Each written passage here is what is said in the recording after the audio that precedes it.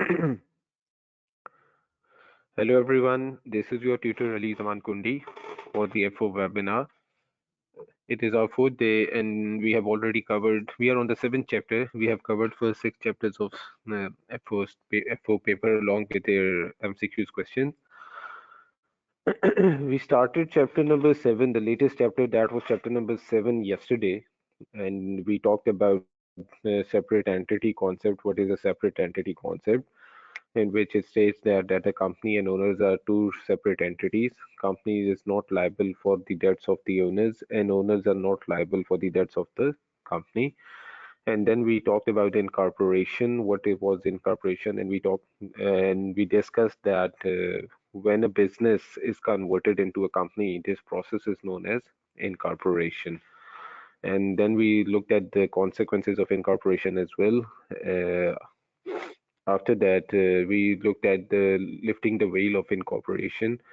Uh, what were meant by the lifting of veil of lifting the veil of incorporation was basically uh, sometimes courts lift the veil of incorporation to look inside the company to find the actual person who's behind the fault or actual person who's guilty for any wrongdoing or for any criminal activity. So, uh, and I told you there are basically examples in which cases court will be lifting the veil of incorporation. So we were done with all these topics along with the questions.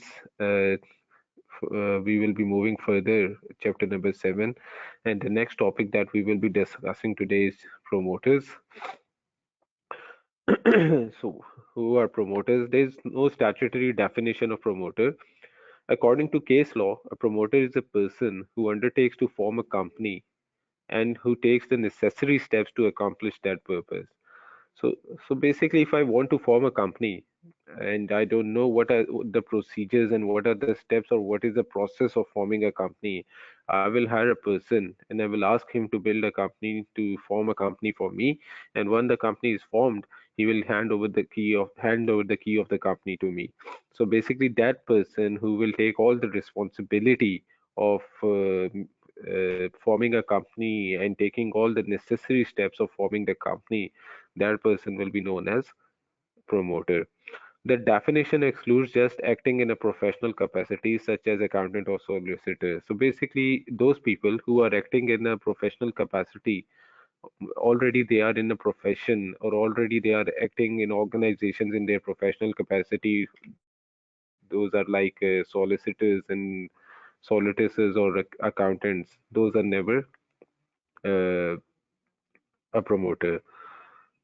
Can a subscriber be himself a promoter? No, subscriber can never be a promoter. Promoter basically are hired by subscribers because subscriber word normally means a person who will be shareholder in the future who has subscribed for the shares. So basically, they are the people who hired the promoter to form the company. Subscriber themselves can never be a promoter because if they knew, they would never hire a promoter. If they knew how to form a company, they would never hire a promoter.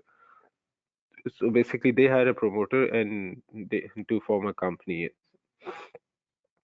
What are the duties of promoter? Basically, whenever you ask a person to form a company for you and to take all the responsibility of forming a company for you, the fiduciary duty of the promoters are disclose any interest in transaction to the company and not to make a secret profit.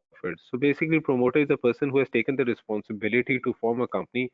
So he will acquire the land for you, and he will construct a building for you according to your purposes or according to the structure you want, and he will be incurring money all by himself in the start, and he will be recording all the transaction with himself. So basically, it is his fiduciary duty not to make any kind of a secret profit while forming a company. So if he has bought a company, if he has bought a land for 50,000, he should report the land to the subscribers or shareholders for 50,000. If he acquires the land for 50,000 and he report it as 60,000 to the shareholder, it means he is making a secret profit or he's working in his own interest. So disclose any interest if a promoter receives any interest in a transaction, or he should disclose it to the members. And if a promoter and promoter should never work in his own interest. Number two, disclose any benefit required to an independent board or the shareholder. Similarly, if you receive any kind of benefit in any kind of transactions while forming a company, he should also be uh, informing to the board about it. Remedies in case of breach are the same of agent. So basically, if agent breaches his fiduciary duty, his remedies will be the same as of agent. What were the agent remedies when he breached his duty of care or fiduciary duty?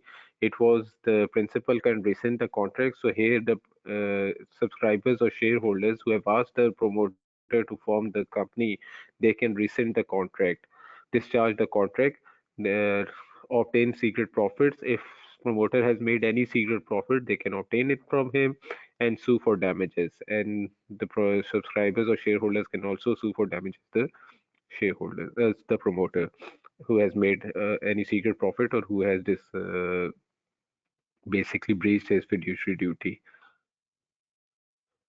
Coming to the question, which of the following describes the general duty of a promoter? A. Reasonable skill and care. B. Competency and accuracy. C. Due diligence. So basically, A option is correct. Reasonable care and skill. Promoter is a person who has taken the responsibility to form a company. All work done to form the company should be with reasonable care and skill. His competency is not required in this area because this is not a difficult area in forming a company. Every person who has been a promoter knows how to form a company. It's by registering the company, obtaining the trading certificate. So it is not a process where you will need a lot of competency and accuracy. Due diligence is a fact-finding exercise which is normally done when you want to know whether shareholders or investors should acquire a company or should take over a company or not.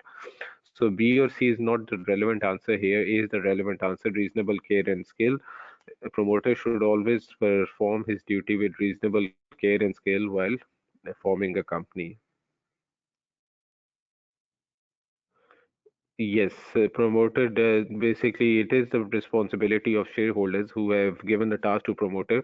Once the task is done, when he has formed a company, to pay him his fee and all the expense he has incurred during the forming of a company, they have to reimburse it as well, which is also known as indemnifying him. So shareholders indemnify the promoter as well, also along with all the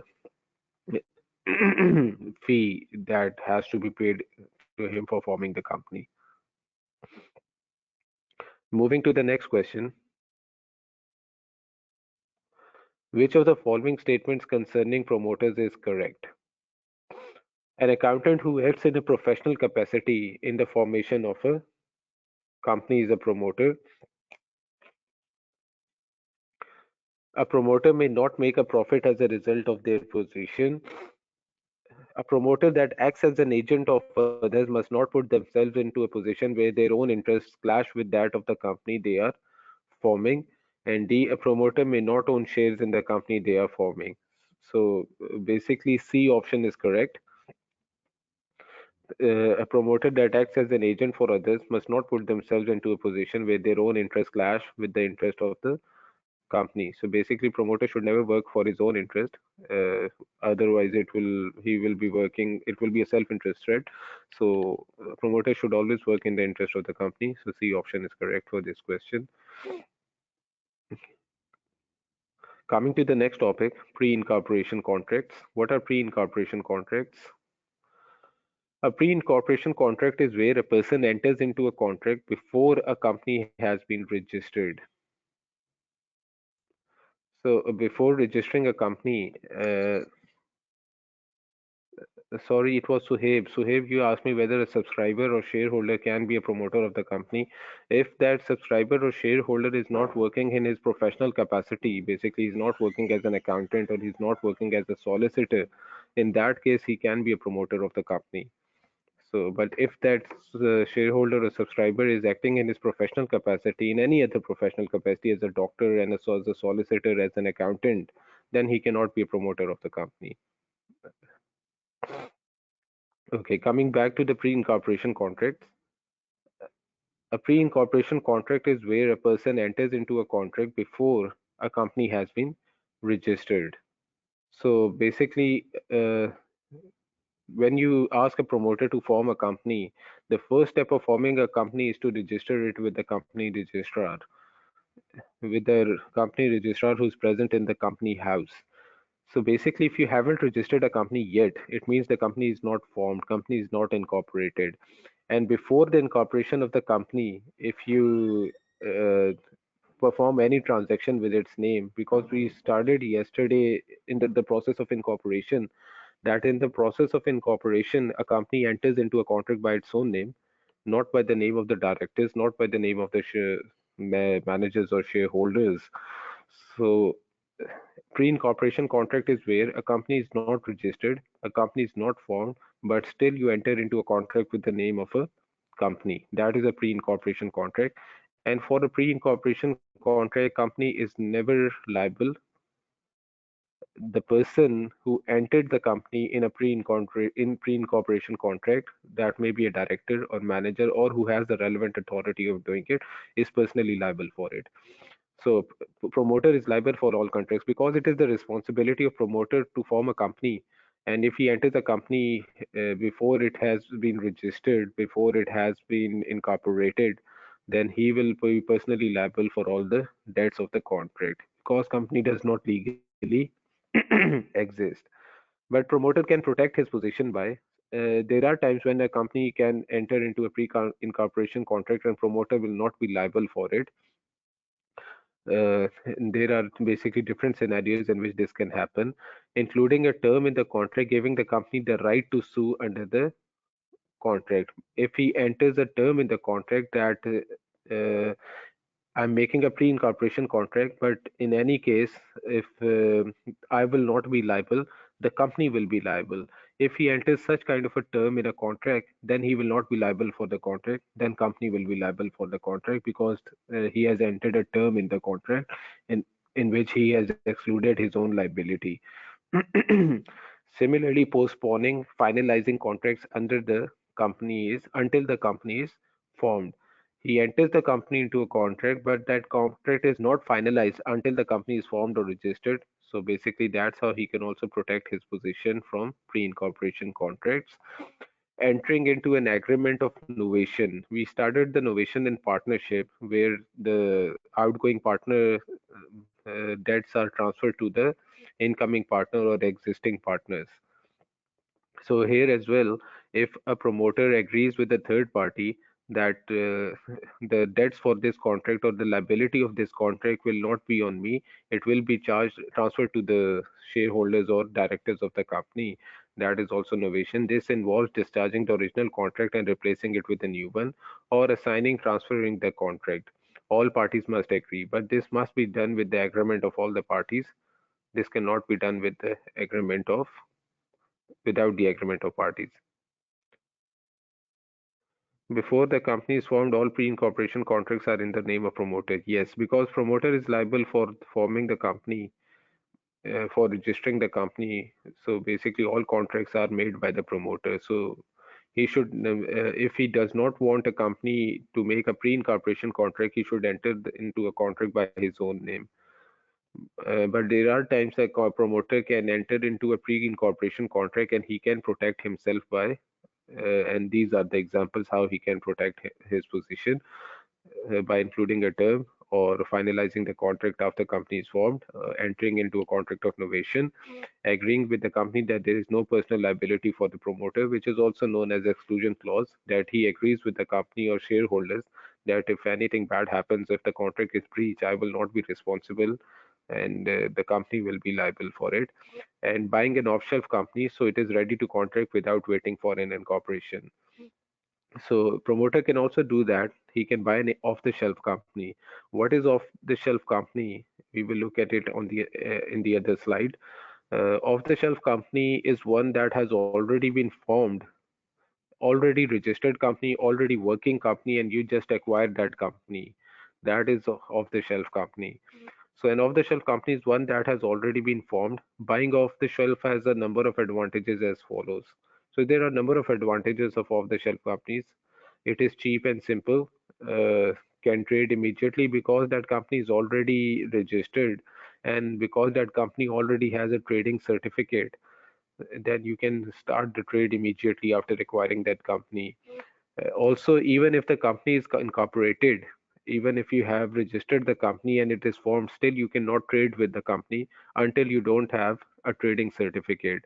So even after the registration of the company, you still need a trading certificate to trade from the company.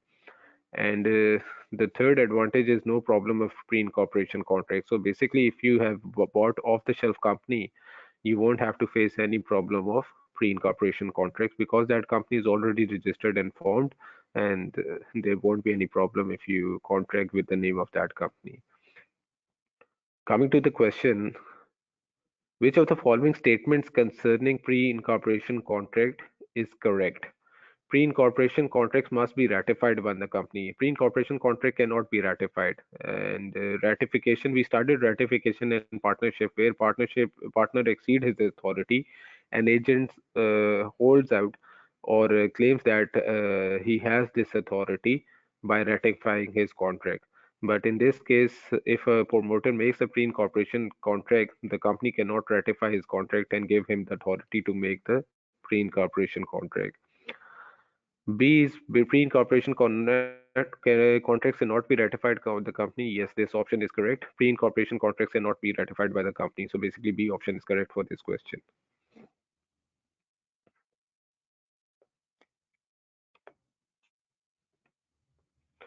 Coming to the next topic, registration of the company. How a company is registered. We studied that it is the responsibility of promoter to form a company, and how promoters form a company by registering the company in the company house to the registrar. So what are the documents that will be required to register a company?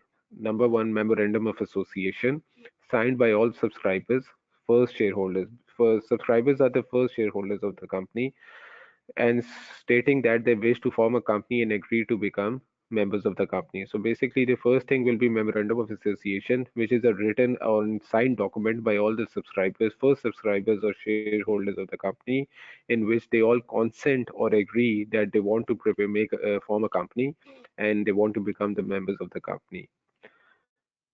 Second, application for registration to registrar in company house. Second, the application for registration will be sent to registrar in the company house, which will detail the proposed name of the company, whether the members will have limited liability per shares or guarantee, and whether the company is to be private or public, details of the registered office. So these are the details that should be sent to the registrar in the application of registration. And there are some documents that are sent with the registry with the application as well. So documents to be sent with the application: statement of capital and initial shareholdings or statement of guarantee, basically how much capital we have and how much shareholding we have, or how much guarantee shareholders have given uh, for the company debts, for the liability of the company. Statement to consent to act, basically statement to consent to Companies Act. Basically, this thing is Company Act because all the companies have to abide Company Act 2006. And here the shareholders, when you are sending the application of registration, you should consent that we will be abiding to Company Act 2006. Statement of compliance. Statement of compliance that we will be complying with all the rules and regulations while running a company, and we won't be breaching any laws and rules and regulations while running a company. And there is then registration fee, which is pound 20 approximately. Basically, you can also confirm this figure as well, because I have heard from some students that in some books it is pound 25. So if you have the latest book, you can confirm the registration fee. Uh, the registration fee is pound 20 approximately. So basically, you only need pound 20 pounds to register a company in UK. Coming to the next question, to register a company, which of the documents must be submitted to the registrar of the companies? Which of the following is not a document that needs to be sent to the registrar to register a company? So we have to find which of the document is not sent to the registrar of the company. Articles of association. Yes, articles of association. We haven't studied about articles of association yet. So basically, articles of association is a document that is not sent to the registrar to form a company. But we will study articles of association later in this chapter. Coming to the next question, the role of which of the following parties is to form a company? So basically, promoter. Uh, it is the role of promoter to form a company.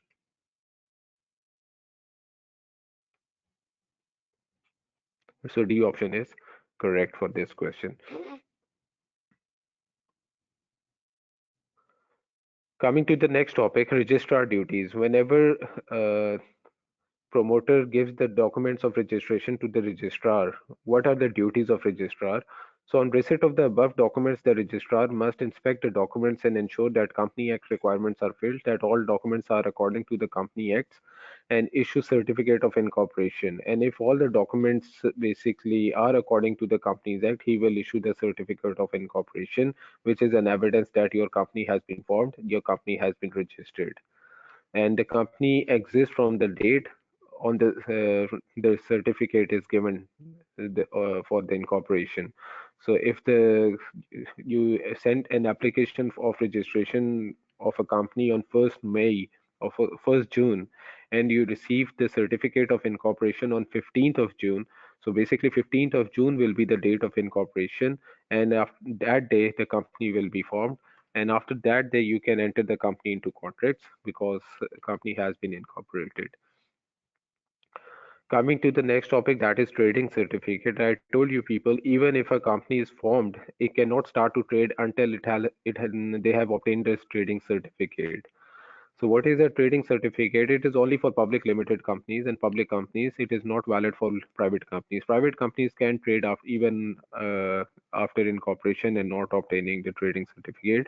But for public companies, it is mandatory to obtain trading certificate to start the trade. A public limited company cannot commence trading until the registrar has issued a trading certificate. In order to obtain a trading certificate, an application must be made to the registrar which states the nominal value of allotted share capital greater than and equal to 50,000. So for a public company to form, then capital share value of share capital should always be greater or equal to 50,000. And we also did an MCQ about it as well in the start of this chapter, that what is the share capital required for a public company to be formed or to receive a trading certificate, that is pound 50,000 or more. The that at least half, a quarter of the nominal value of all of any premium have been paid up, that at least 12,500 of nominal capital has been paid up capital. So basically the nominal value of allotted share capital must be greater than or equal to pound 50,000, and one quarter of 50,000 must be paid. So there are four, basically a quarter comprises of four, and 50,000 divided by 4, it is 12,500. So at least one quarter should be paid up of the whole capital. So the 12,500 must be received in cash for the shares issued in order for company to obtain the trading certificate. The amount of preliminary expenses who has paid or is to pay them. So basically all the preliminary expenses that has been incurred for incorporating the company or even after the incorporation of the company must be paid before obtaining trading certificate. Any benefits given or to be given to promoters, and if there are any benefits that are left to be given to promoters, that must be paid before a company can apply for the trading certificate. So this is how a public limited company obtains a trading certificate. Coming to the next question, which of the following criteria must a public company meet before it can trade? Preliminary expenses are all the expenses. So please explain pre-incorporation and preliminary expenses. Pre-incorporation, we know that before a company is incorporated and formed. So before a company is incorporated and formed, all the expenses are being incurred by the promoter. You must have paid those expenses. And preliminary expenses are basically those expenses, even if the company is formed and you incur any expenses on the company. Basically, these expenses are related to furnishing of the company or bringing the furniture of the company. But and then you apply for trading certificate. So all of these expenses should have been paid. So all the expenses that you have incurred before applying for the trading certificate, whether those expenses are related to pre-incorporation, whether those expenses have incurred after incorporation, uh, they must have been paid before a company can obtain the trading certificate.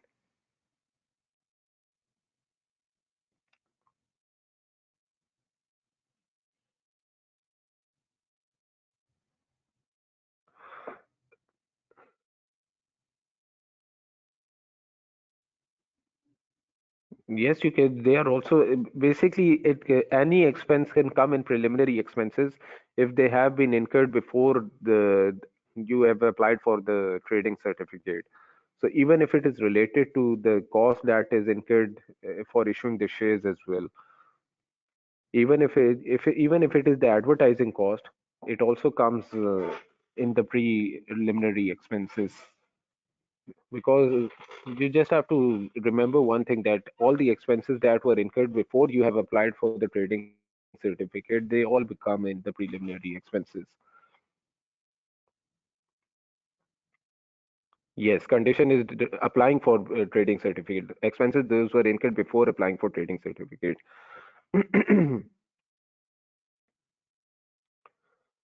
So coming to the question, which of the following criteria must be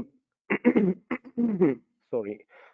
Excuse me, students.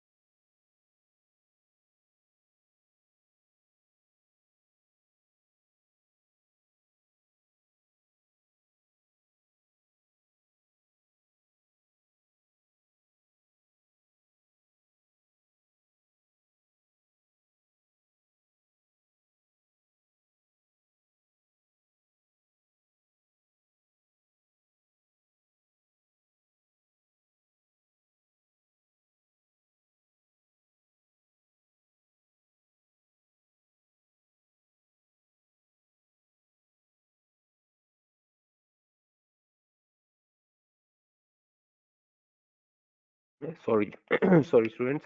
Okay, coming to the next question. Okay, we were on the question, which of the following criteria must a public company meet before it can trade? It must obtain a trading certificate from the registrar of the company. Yes, it must obtain a trading certificate before trading. So basically, option is correct. Coming to the next question, which of the following criteria must a private company meet before it can trade? So basically, private company can meet after a private company is formed, because private company does not have the responsibility to to obtain a trading certificate. So it must obtain a trading certificate from the registrar of the companies. No, it's not important for private company. It must have obtained a certificate of incorporation from the registrar of the companies. That is not compulsory as well.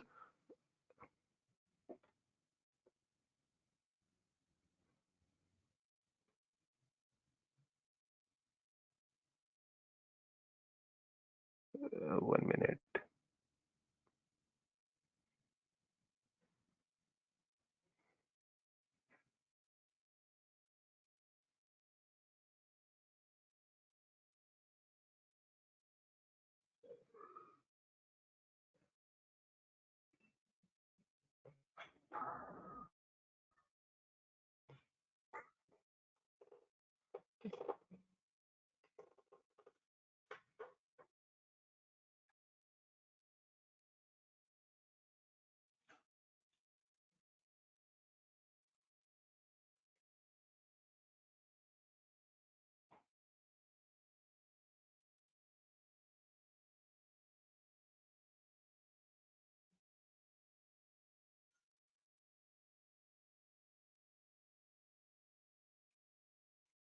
So basically, B option is correct. A private company can trade the day it has incorporated. Basically, the day it has received a statement of incorporation, the private company can trade. So B option is correct for this question. Which of the following criteria must a private company meet before it can trade?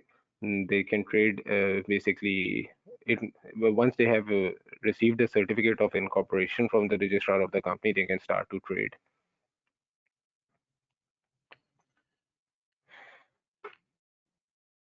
Coming to the next question, in which of the following circumstances must a public company re-register as a private company?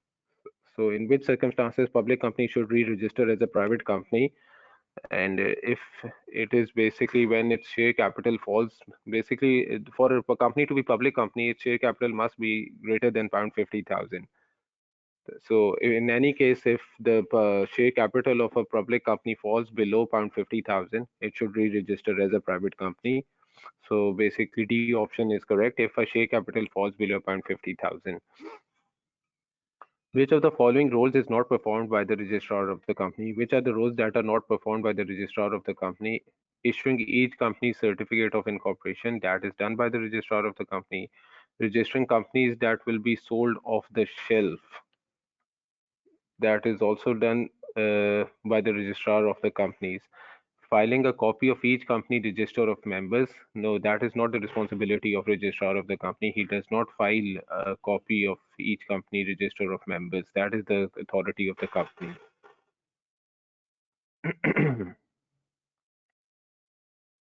Basically, C option is correct for this. Coming to the next question,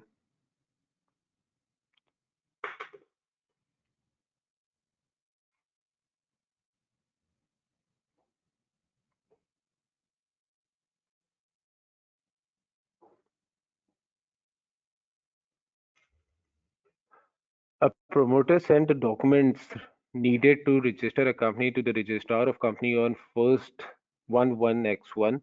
The registrar received a document on 41x1. The certificate of incorporation is dated 61x1 and it is received by the promoter on 81x1. On which date was the company incorporated? Basically, the day the certificate of incorporation is issued, that day the company is basically incorporated. So that will be 61x1, C option. It is the day when the company is incorporated.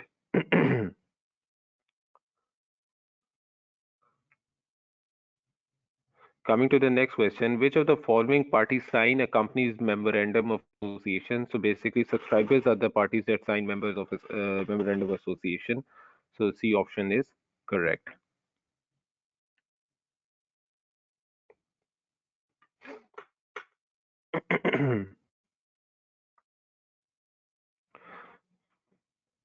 Coming to the next topic, that is name of the company. What should be the name of the company and what steps company or shareholders should take before forming the share name of the company, or what are the things they should consider before naming the company? The name of the company must comply with the following rules. It must have a limited or public limited company at the end of the applicable. So it must have a LTD or PLC at the end of the company name. It cannot be same as another in the index of names. Basically, you cannot start a company with already existing company name. It cannot use certain words which are illegal or offensive. Uh, Similarly, it must have the Secretary of State of consent to use certain words.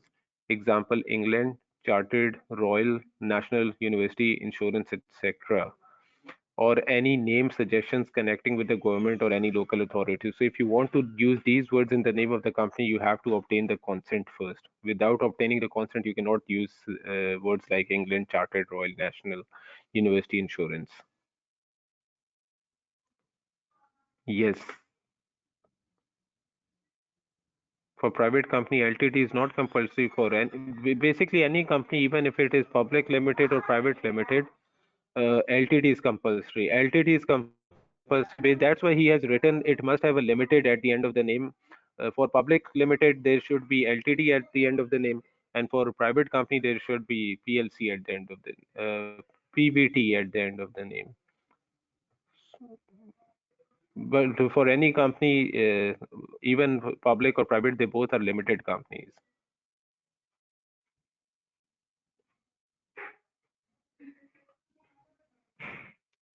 and it must avoid a tort of passing off. So basically, we started tort of passing off in chapter number three. Taught that we should not start a name. You should not start a company with the name of an existing company.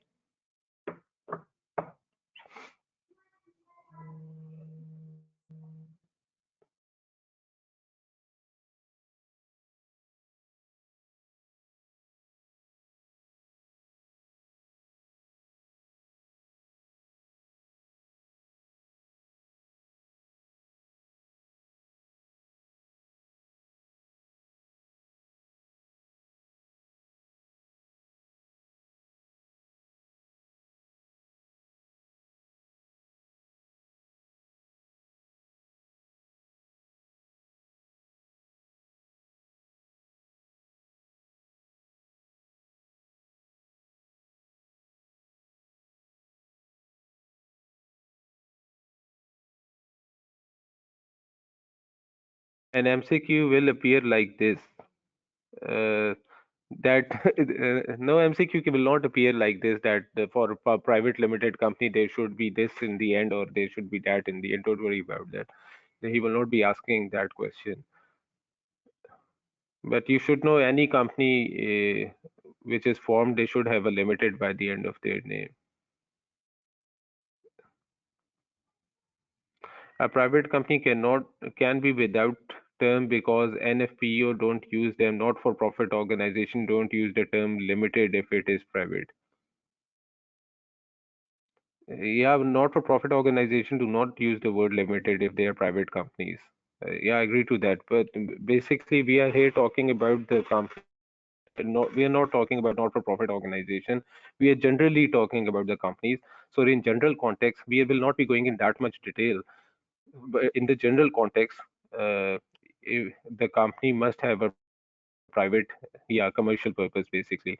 So, in general context, a commercial purpose company should have a limited by the end of their name.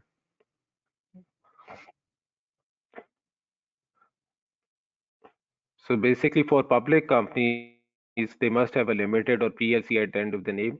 For the private companies, it depends whether they are not-for-profit organization, whether they are private limited companies, they should be named according to that. So, but it is compulsory and mandatory for the public companies to have a limited at the end of their name. Or if they don't have the limited, they must have PLC at the end of the name, public limited company.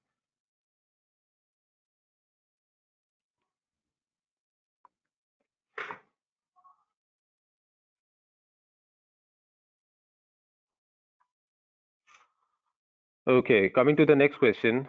Which of the following is a correct rule concerning company names?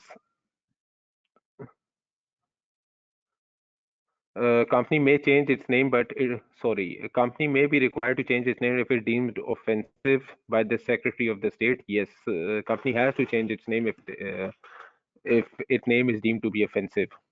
If you use any offensive kind of words in the name of the company, you have to change it. So basically, your option is correct. Coming to the next question, are companies permitted to change their name and domiciles? So basically, a company may change its name but not its domicile. Domicile basically it's the address of their head office, uh, or basically from where it belongs to the country it belongs or to the city it belongs. I think. So please discuss C option also previous MCQ. A government may not have a name that suggests a connection with the government.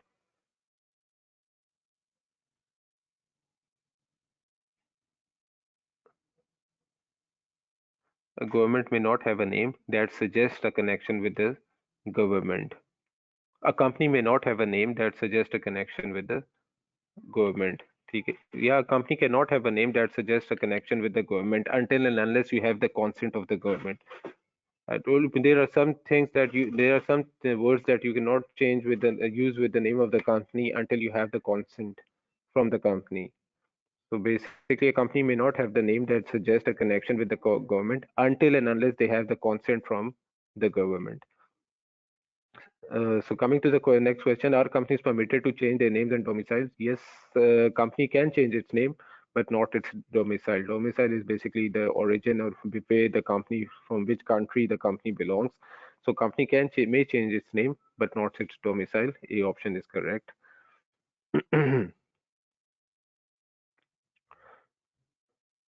Next topic is articles of association. The articles of association form the company's internal constitution.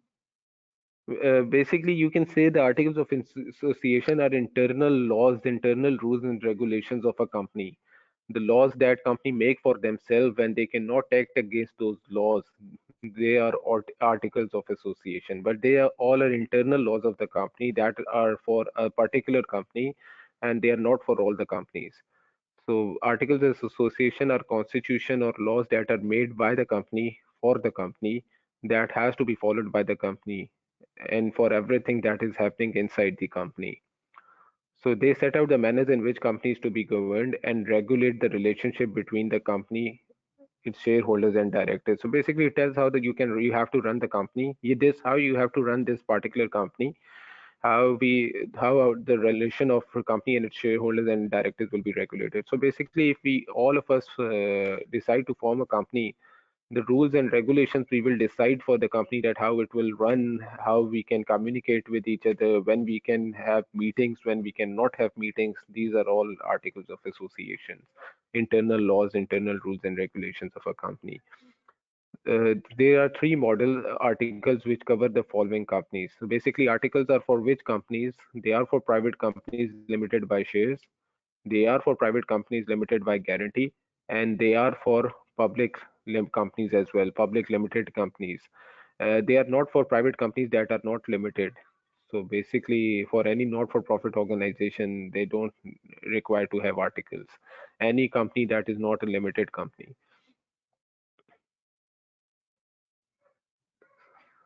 Similarly, a company may adopt the articles in full or in part, is deemed to have adopted the model articles if there is no express or implied provision to exclude them, or may draft its own unique articles. So basically, a company has to do everything according to the articles.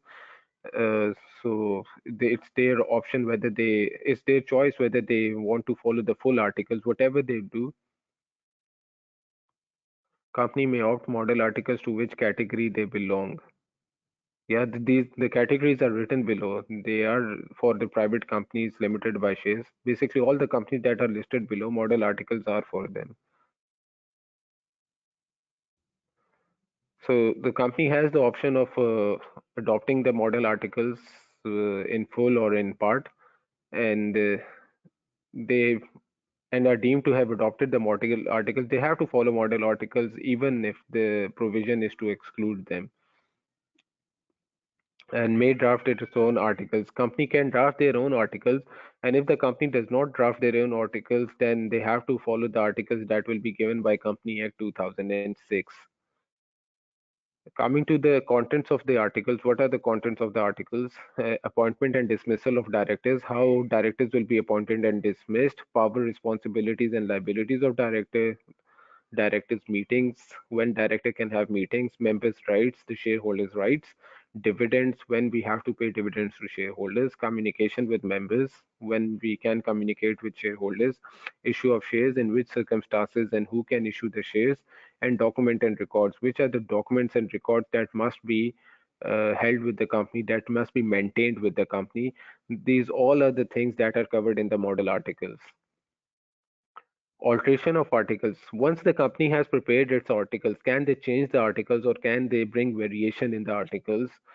So the articles can usually be altered by special resolution, 75% majority. Whenever the word resolution will be used, remember it is always for voting. So the word resolution means voting. So articles can be altered by special resolution, means if 75% of the shareholders having the voting right agree to change any article, agree to bring alteration in any article, then that article can be altered. Copies of the amended articles must be sent to the registrar within 15 days, and the change must be bona fide for the company. And you should always remember only that change can be brought to articles. Only that alteration can be brought to the articles. That is in the best interest of the company, not in the best interest of the shareholders, but for the best interest of the basically shareholders and company are the same thing, not in the best interest of the company, is sorry, in the best interest of the company, and you should not bring such kind of alteration that can allow company to do fraudulent kind of tradings or fraudulent activities and wrongful activities or criminal activities, because those are not bona fide for the company.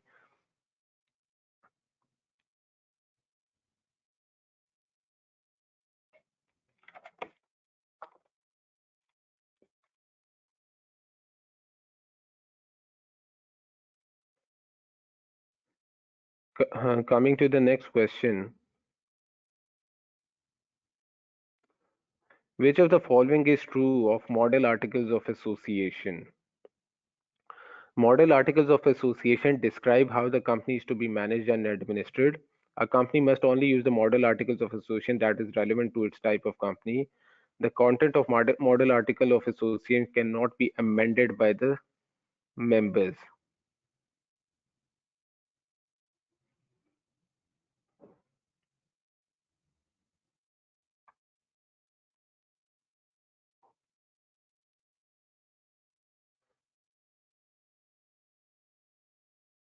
So basically, A option is correct. The model articles of association describe how the company is to be managed and administered. Coming to the next question, which of the following is not something that would be found within model articles of association? So basically, which of the elements will not be found in articles of association? Uh, Clause relating to the rights of members, clauses relating to the transfer of shares, clause relating to the mission statement of the company. So basically, C option is correct. There is nothing in the articles about mission statement of the company, but there is clauses about the rights of shareholders and rights of the and the transfer of shares. Coming to the next question, which of the following statement regarding the changing a company articles of association is correct? A company may only change its article once in a financial year. That's not mandatory. That's not correct. A company requires a special or written resolution with a 75% majority to change its articles. Yes, a company needs a special resolution. 75% of shareholders with voting rights, if agree for articles to be amended or altered, that articles will be amended and altered. Coming to the next question, which of the following changes to a company articles of association is void? So which kind of changes cannot be done to the articles of the company? Changes that allow members additional votes so they can may block company resolution on certain issues. If that is bona fide for the company, that is in the best interest of the company, then shareholders can do that. Changes that restrict the objects of the company. Same, if it is in the best interest of the company, company can do that. Changes then conflict with the Companies Act 2006. Yes, you cannot bring the alteration in the articles that is against the Company Act. So basically, this kind of change cannot be brought to the articles of association. This is void. So C option is correct.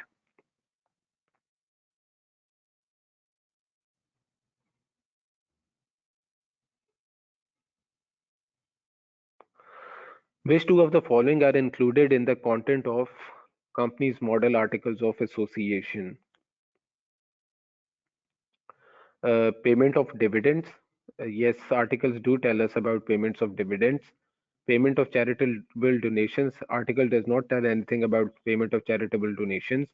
Formation of a remuneration committee. Yes, articles do tell us about, sorry, does not tell us about the formation of remuneration committee.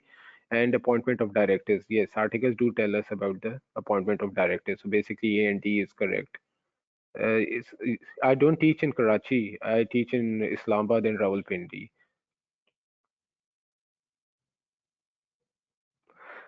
Coming to the last question of this chapter, which of the following is true regarding the contents of model articles of association?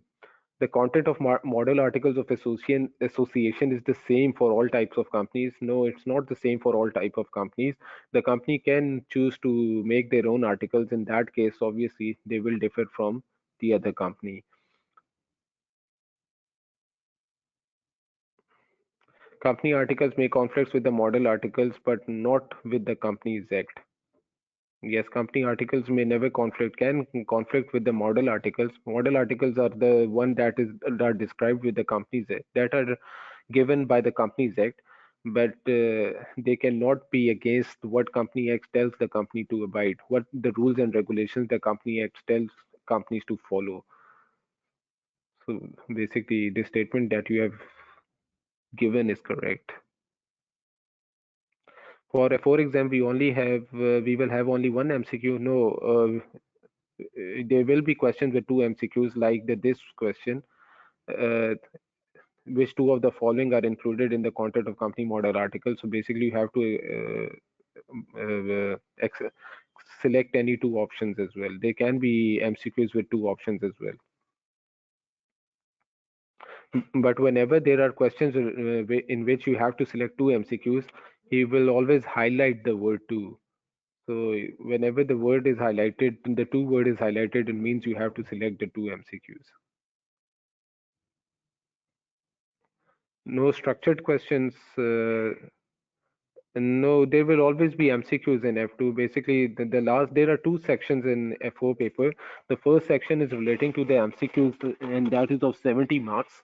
And the second section is related to MTQs, multiple type question, in which there will be given a scenario, and from scenario he will be asking you five MCQs or four MCQs or six MCQs. So basically, the question will always be MCQs. You don't have to type anything in the F4 paper. There is no typing in the F4 paper.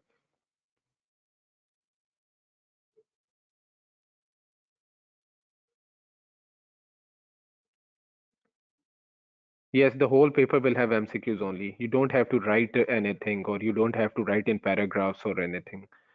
It will only be MCQ paper.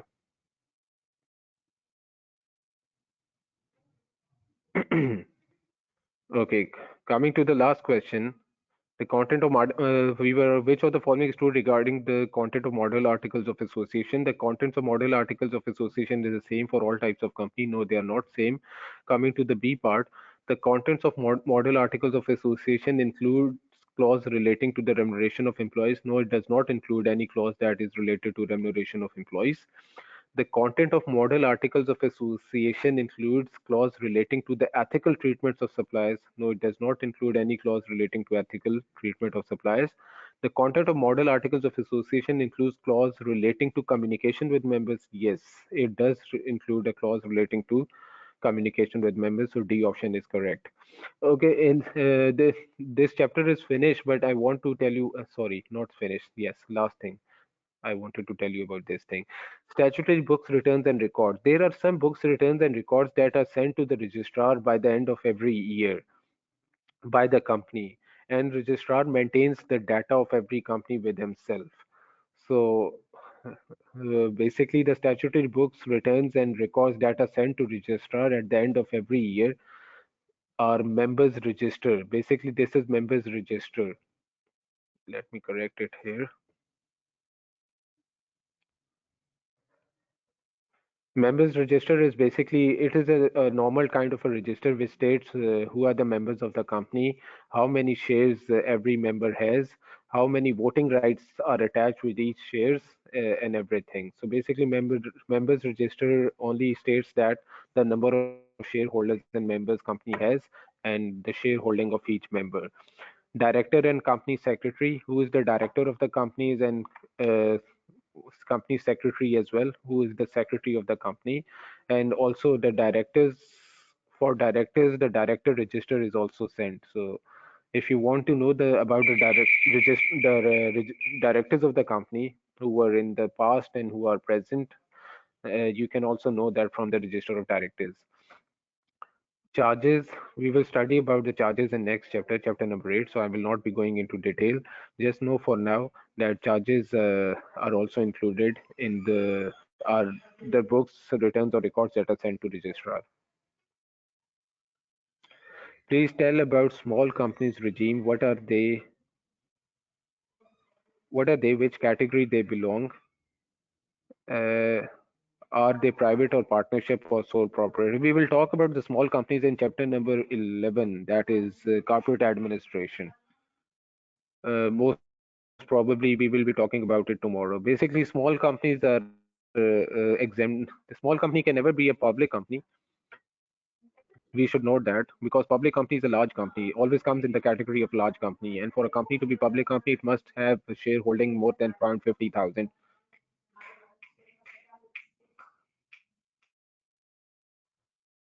So basically, public company can never be a small company, but yes, private company can be a small company or partnerships and sole properties. We will talk about. Uh, so we will talk about the private companies later. Sole proprietor or sole, also known as sole trader or partnership, they are never companies. So basically, private company can be a small company. Sole trader business, if it's a small business, it can be a small company. Sorry, it cannot be a small company as they are not companies. Partnership or sole proprietor and sole trader is not a company, so they cannot be included in a small company. The term company is used for the business which is registered with the company registrar. Yeah, all the companies are have to be registered with company registrar.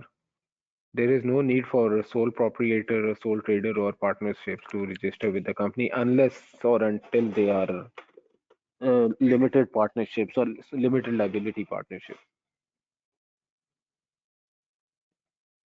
We covered that in chapter number 6.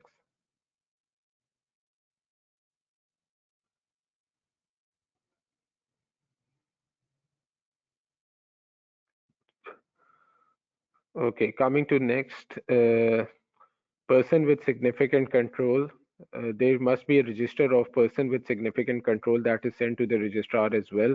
Who is a person with significant control who owns more than 25% of company shares or voting rights? Any person who owns more than 25% of shares and company rights is basically as person with significant control. His information should also be sent to registrar. Minutes of meetings. All the meetings that were held in a year, the summarized form of meetings are known as minutes of meetings. They should also be sent to the registrar. Resolution in meetings. Resolution is basically votings. If any votings are done in the year, their resolution that should also be sent to registrar. Annual confirmation statement. Annual confirmation statement states basically that we are complying with all the rules, regulations, and laws of the company. Uh, Accounting records. A company should always send his accounting records for the whole year to the registrar and annual financial statements. So registrar should send annual financial statement. Sorry, a company should send annual financial statement to registrar by the end of the company. So this here chapter number 7 ends, and we will start next chapter, chapter number 8, that is capital and financing. Capital and financing is more of an easy chapter for you people because you people would have already studied a lot about it in F3 financial accounting paper. It's all about the share capital, bonus issue, rights issue, and these things. But we will try to go re read about everything in detail and attempt MCQs of these chapter as well. So we start from the share. What is a share? A share is the interest of shareholder in the company measured by the sum of money. The amount the shareholder has invested in a company and the shares he has got by investing those money. Basically, that is what a share is. A shareholder is a member of the company and therefore has voting rights depending on the class of the shares held. Every share has different class, and we will study about class of shares in this chapter as well. So a shareholder can have a voting right if the voting right is attached with the shares he has acquired. They are also entitled to dividend depending on the availability of profits. Similarly, the shareholder can also be uh, has also right to dividends if they are if they depend on the availability of profits. And in the event of liquidation, depending on the type of share, a shareholder receives payment after all other creditors but cannot participate in surplus assets. So basically, in event of liquidation, if when company is liquidated, and liquidation is a process where company sells its assets and the proceeds which are received from selling the assets, we distribute those proceeds to the creditors and shareholders. So in case of liquidation, the shareholder is paid and last, depending which kind of shareholder he is, which kind of shares he has, because there can be two type of shareholders, as there are two type of shares. One is preference shares and then other is ordinary shares. Voting rights are not attached with preference shares, but they are attached with the ordinary shares. Dividend rights are attached with preference shares because preference shareholders are given fixed dividends and they have to be paid every year. If you do not pay dividends to preference shareholder in 1 year, then the dividend of that year is accumulated in the dividend of the next year, is added in the dividend of the next year, and then you have to pay the dividend of both years next year. But ordinary shares, there is no fixed payment, and whether you have to pay them dividend or not, it all depends on the profits of the company. Surplus on winding up.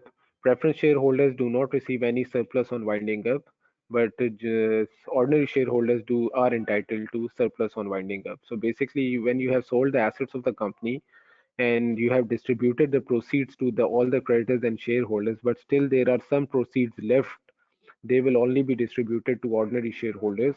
They will not be distributed to preference shareholders.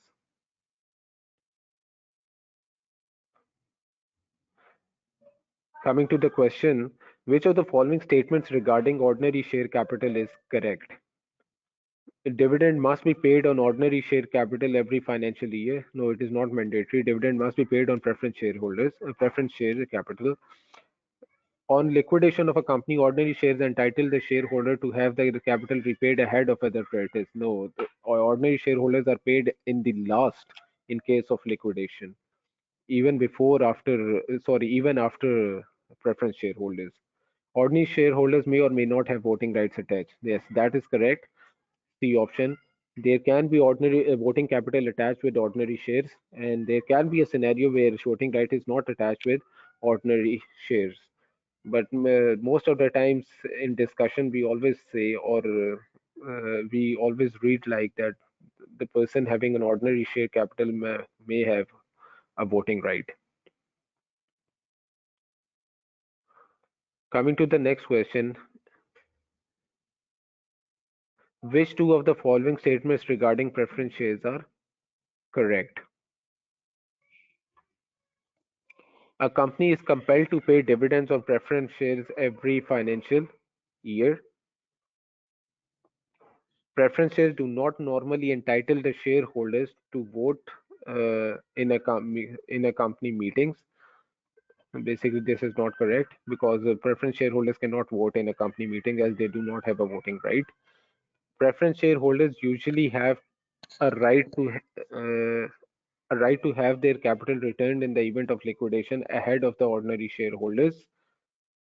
And in the event of liquidation, preference shareholders have the right to share in any surplus assets attached ahead of the ordinary shareholders.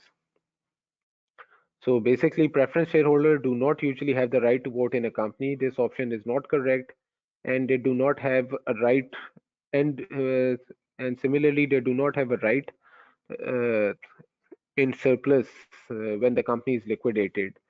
So basically, option A and option C is correct. In this case, a company is compelled to pay dividends on preference shareholders every year, or to ordinary shareholders, it depends on profits. And preference shareholders usually have the right to have their capital returned in the event of liquidation. So, whenever a company goes into liquidation, preference shareholders are given an option that if you want to return your shareholding to the company, you have the option to do it. But this option is not for the ordinary shareholders.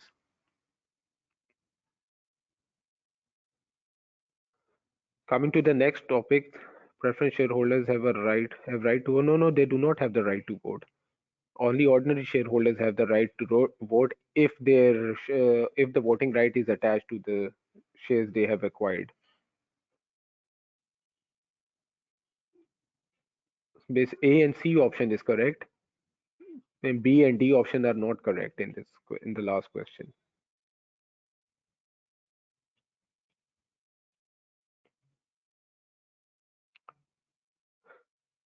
Coming to the next topic, class rights. Class rights are the special rights attached to the shares, such as dividend rights, distribution on capital on a winding up, and voting. So basically, whenever you acquire a share, there are certain rights attached with the share. And if you want to acquire a share with a voting right, then the right that is attached to the share will be a voting right. So basically, every share has a different rights attached to them. Some might have attached voting rights with them. Some might have attached distribution of capital on winding up right with them. Some might have attached dividend right. Basically, the preference shareholders, all the preference shares have dividend right with them because they are paid dividend every year. Majority of ordinary shares have a voting right attached to them. So basically, the rights that are attached to the shares are the class rights. See above concerning the different rights that normally attach to ordinary shares and preference shares that we have just discussed, that voting rights, dividend rights, and surplus on voting rights. Ordinary shareholders have a voting right, preference shareholders do not have a voting right. How can they be varied? Varied means can the rights of the share, then the rights attached to the shares be changed, altered, or varied. So if the procedures is set out in articles of the company, if articles of the company have their own procedures of varying the articles, then that will be followed.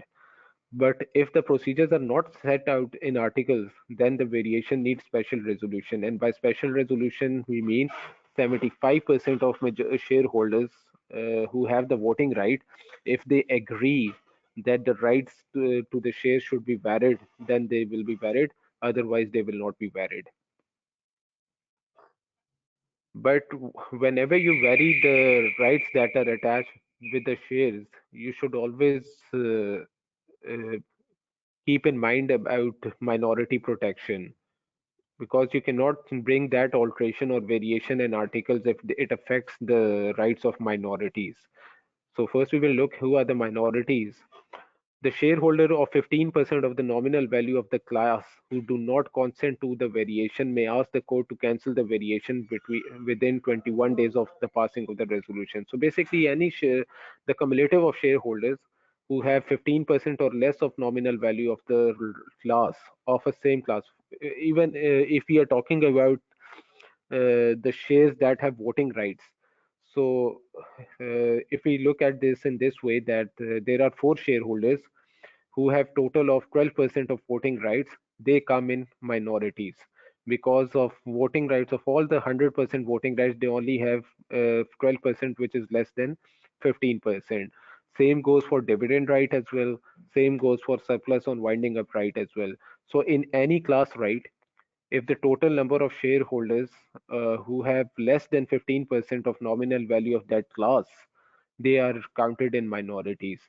And whenever there is a variation in class and their rights are affected by that variation, they can ask the court to cancel the variation within 21 days of passing of the resolution.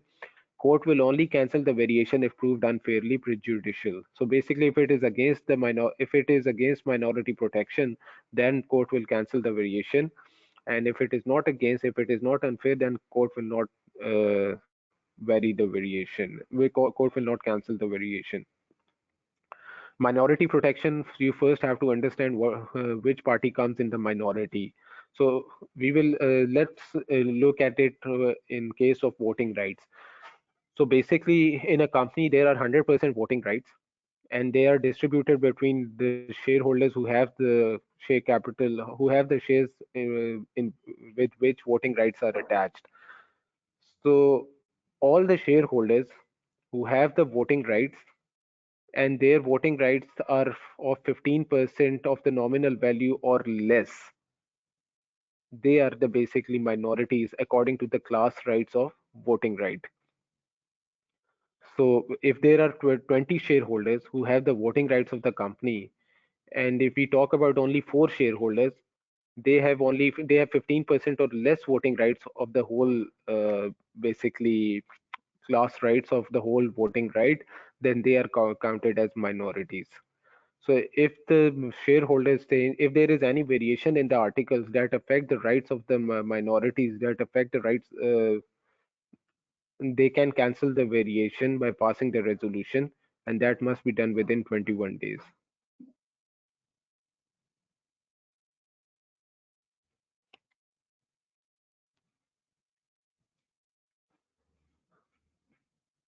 Coming to the next question, with regard to share capital, which of the following constitutes a variation of class rights? Issuing a shares of same class to allottees who are not already members of the class, returning capital to preference shareholders, subdividing shares of another class with the incidental effect of increasing the voting strength of the other class, changing the amount of dividend payable to a class of preference shares. So basically, D option is correct. Variation of class rights, basically how you can bring variation or changes in class rights. So changing the amount of dividend payable to a class of preference shares. So if you change the basically amount that is being paid to the dividend, that is being the amount of dividend that is being paid to the preference shareholders, uh, changing the amount of dividend payable to the class of preference shareholders, that is basically a change, and that constitutes a variation of class rights, because you are also only changing the rights of which shareholders, preference shareholders, or which class rights, the rights that are attached to the preference shareholders. So the preference shareholders have a right that they must be paid dividends every year, but if you increase the amount of dividends that have to be paid to them, this is basically, this variation of class rights is uh, allowed. So with regard to share capital, which of the following constitutes a variation of class rights? Changing the amount of dividend payable to a class of preference share shareholders. The other three variations are not allowed in variation of class rights.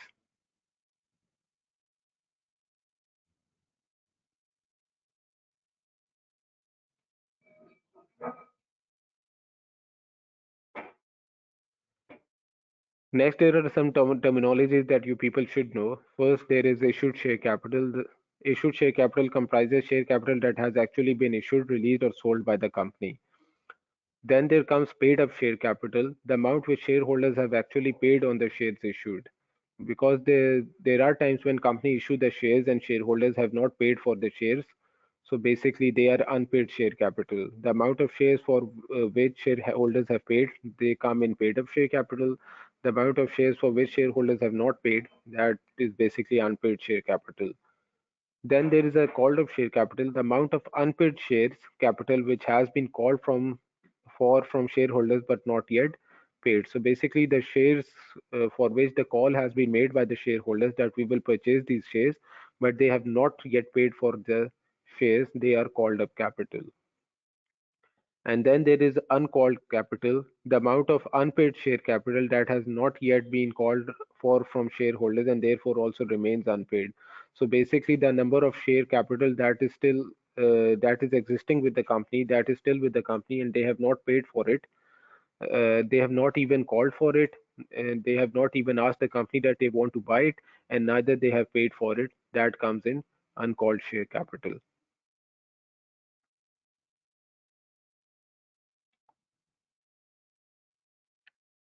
Yes, for called partial. Basically, if you tell a company that I want to buy 100 shares from you, company allot you 100 shares, you pay 50 shares, and you do not pay for 50 shares. The payment of 50 shares is still pending on you.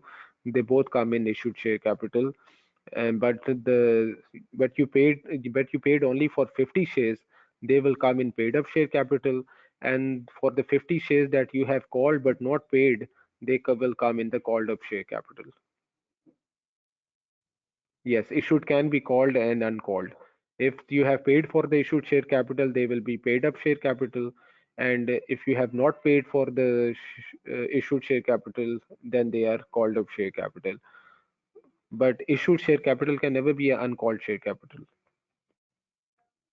because uncalled share capital is about which shareholders have not yet called that we want to buy them, and neither they have paid uh, anything about them.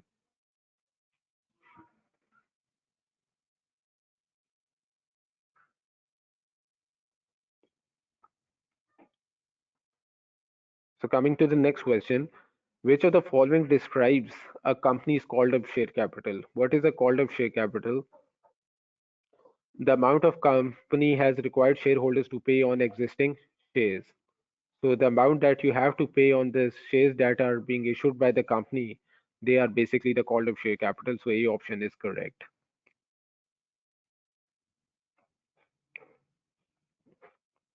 You can also look at this like if a company has, for example, total 200 shares, shareholders have called for 100 shares. Basically, shareholders have asked the company they want to purchase 100 shares. Company has issued 100 shares to them. So basically, 100 shares are which are issued are called up share capital. 100 shares which are not issued are uncalled share capital. Of the 100 shares that are issued by the company, 50 shares are 50 for a payment for 50 shares have been made, and payment for 50 shares have not been made. So the payment which are made for 50 shares, they will be paid up share capital, and the payment for 50 shares which have not been made, they will be called up share capital. Sorry.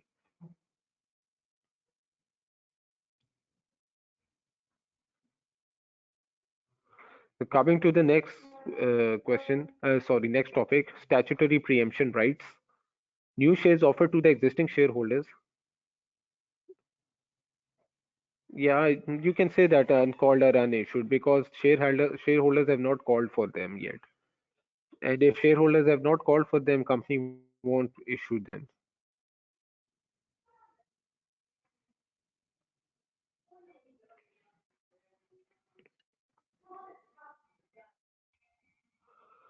Coming to the next topic, statutory preemption right.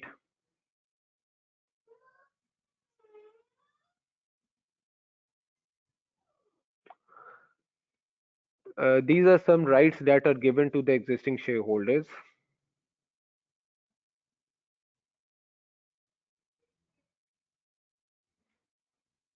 New shares offered to existing shareholders in proportion to their shareholdings raises new funds. So basically, these are some rights that are given to existing shareholders. For example, if a company, difference between shares and allotted shares. Basically, shares define the value of the company. So if a company has 100 shares, total 200 shares, and you and shareholders call for these shares that we want to purchase 100 of them, and you allot 100 shares to the shareholder, that will be allotted shares. Those will be the allotted shares. Difference between issued shares and allotted shares. The shares that are allotted to the shareholders, the shares that are issued to the shareholders, I think they both are the same thing.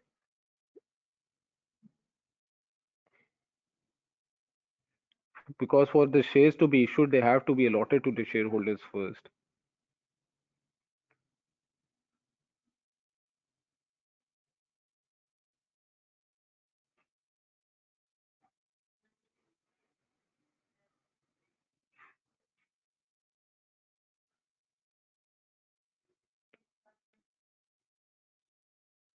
Yeah, with the share allotment, the share are created and issued by the company to the people who became the company shareholders. So basically, by allotment, you issue the shares. Once you have allotted the shares, you can issue the shares. So basically, they both come in the same, they both count as the same thing. Because if you have not allotted the shares, obviously you won't be issuing the shares. No, statutory preemption rights are not right issues. Those are different things. We will talk about them in later. Normally, whenever company wants to issue the share, they always have to ask the existing shareholder first. So basically, that is their statutory preemption right. So new shares offered to existing shareholders in proportion to their shareholder raises new funds. It is always to raise new funds. Purpose is not to dilute individual member shareholding. Basically, the purpose of statutory preemption right is not to dilute, not to decrease the value of shareholdings, or to distribute the shareholders, or to increase the number of shareholders so that the control can be distributed between more people. Its purpose is not to do that. Only applies to ordinary shares which must be paid for in cash. The offer is open for 21 days. Preemption rights can be disapplied by provision in the Articles of Association or by special resolution being passed by the members. If the shareholders do not want statutory preemption rights, or they do not want the further shares to be allotted to them, or they do not want further shares to be allotted to them, then they can definitely uh, waive their rights according to the special resolution.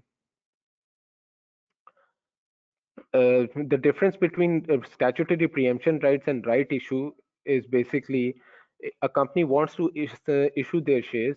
The price of one share is, for example, $5. The company will first ask existing shareholders that we are planning to sell new shares to the new shareholders, but it is your right first that we should ask you. So if you want to buy these shares, you have the option to buy them. If you do not want to buy them, we will sell it to uh, basically other investors. The right issue is made on the value that is less than the market value. Statutory preemption rights value of the shares are the same as of the market value.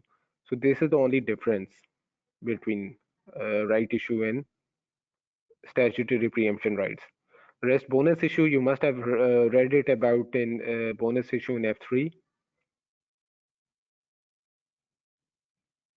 If shareholders buy them, it becomes a right issue. No, right issue is different from statutory preemption right. Right issue, because the difference between preemption right and right issue is basically about the value, the shareholder, the price of share. In preemption rights, the share will be issued to the existing shareholders on the market value. In right issue, they are issued to the shareholders for less than the market value.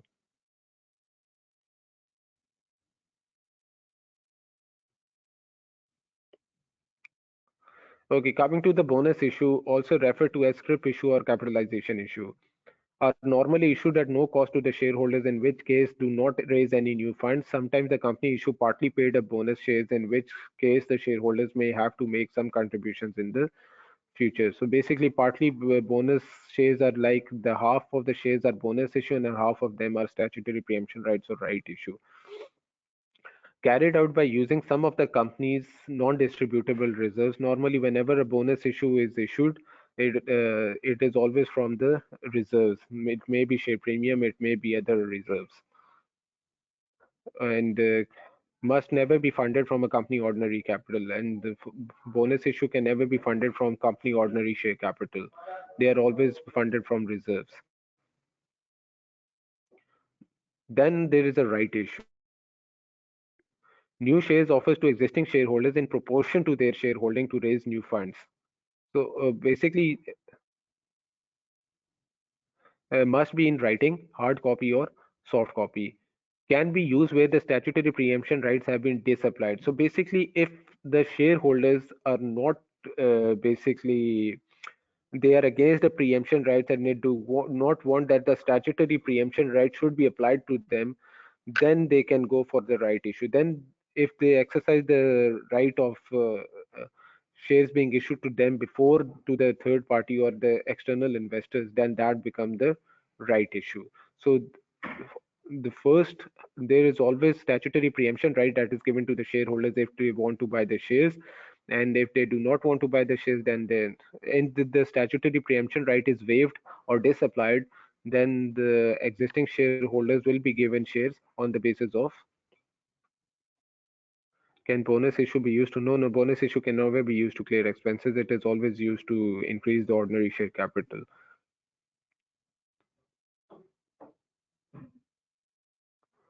Offer is open for 21 days, which it cannot be withdrawn. Share usually offered at a discount to current market value, but not at a discount to nominal value. In statutory preemption rights, the share that will be offered to the existing shareholders will be on the market value. In right issue, the shares that are offered to the shareholders are normally less than to the market value. So this is another difference between statutory preemption right and the right issues. Shareholders who do not want to buy the new shares themselves may sell the rights to a third party. And if the shareholder do not want any of the right issues, then obviously the shares will be issued to the third parties.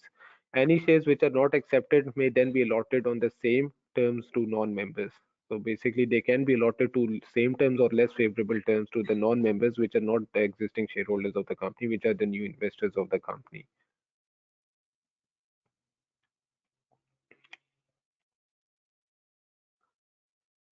Coming to the question, as a minimum, how many members must a public company must have?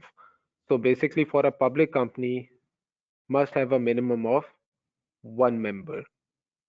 A option is correct. At a discounted price. Yes, the price which is less than the market value, but it can never be less than the nominal value. That is a discounted price. So right issues are made at a discounted price, and statutory preemption rights are never made at a discounted price. Next question, which of the following describes a right issue? An offer to existing shareholders to purchase further shares in the company, the allotment of additional shares to existing shareholders in proportion to their holdings, an offer to debenture holders to purchase shares in the company. So basically, a right issue is an offer to existing shareholders to buy further shares in the company. So basically, it is a option, which is correct.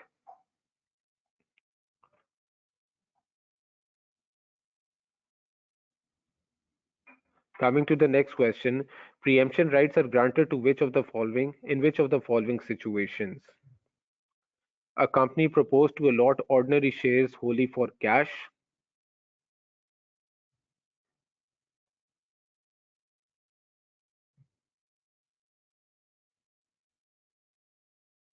Yes, they can be offered to the new members at the same price or basically at a discounted price or less favorable terms means at a less discounted price.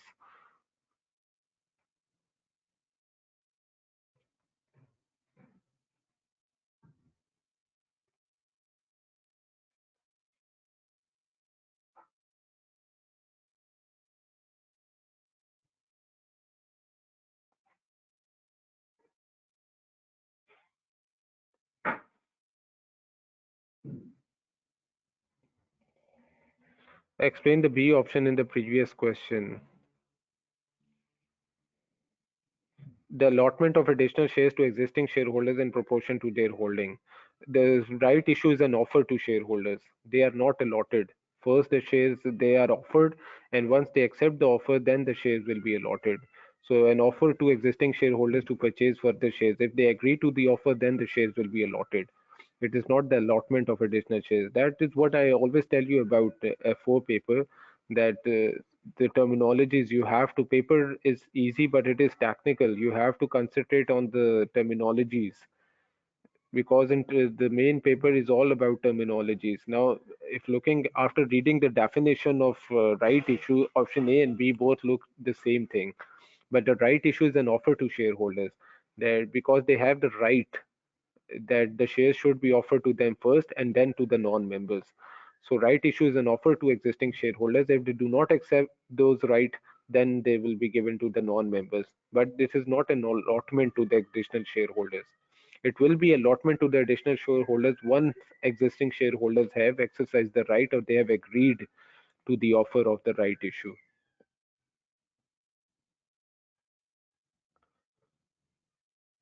Okay, coming to the next question, preemption rights are granted in which of the following situations? A company proposes to allot ordinary shares for wholly for cash. Yes, basically A option is correct. Preemption right is only for ordinary shares, and which company wants to raise new funds, it is only for wholly for cash. It is for ordinary shares and it is for cash. So A option is correct.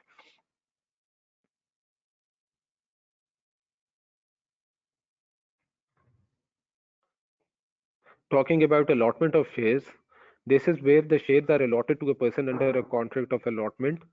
Once the shares are allotted and the holder is entered into the register of members, they become a member of the company. So once the shares have been allotted to the shareholder, he become a shareholder of the company and then he is entered into a register of the shareholders.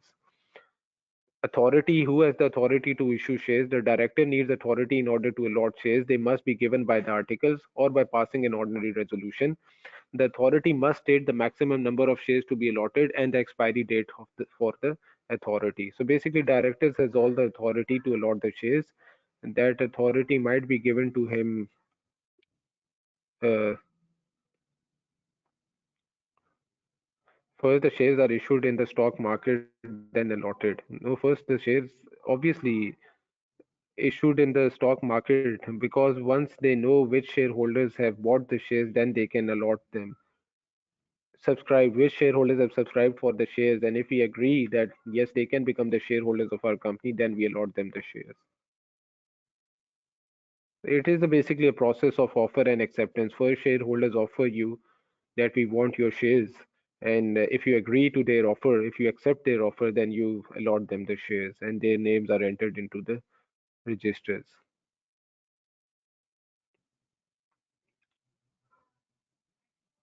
Then there is an issue at discount. Issue at discount is every share has a nominal value which is fixed at the time of incorporation of the company in the statement of capital and initial shareholding. The nominal value of the share represents the extent of shareholder potential liability. You people will definitely know about these things, as I hope all have studied financial accounting F3 paper. The company law rules is that the company cannot issue its shares for a consideration which is at a discount on their nominal value. So basically, company can never issue a share which has a value less than nominal value. Then there's issue at premium. So basically, issue at discount is when a company issues a shares at more than a nominal value and less than the market value. So that is basically issue at discount. But company can never issue a share at less than a nominal value. Talking about issue at premium, whenever you issue a share at above nominal value, then it affects goes into two accounts. In the nominal values goes into share capital, and the above the nominal value, all the proceeds goes to the share premium. So share premium is whenever you issue the shares above uh, share capital. That's nominal value. Issue at discount is basically when you issue the shares above the nominal value but less than the market value. Basically, discount is given on the market value, but discount can never be given on the nominal value. So issue at premium, whenever you issue shares at more than the nominal value, the excess amount goes to the share premium account and the nominal value goes to the share capital account. Share premium account can only be used for writing of the expenses of the issue of new shares. Uh, um, if you are issuing new shares and you have incurred expenses for the issuing of new shares, uh, then you can use a share premium account, but it cannot be used to write off the expenses of the company, other expenses of the company that are salaries and wages. After the completion of all the slides, book reading is necessary.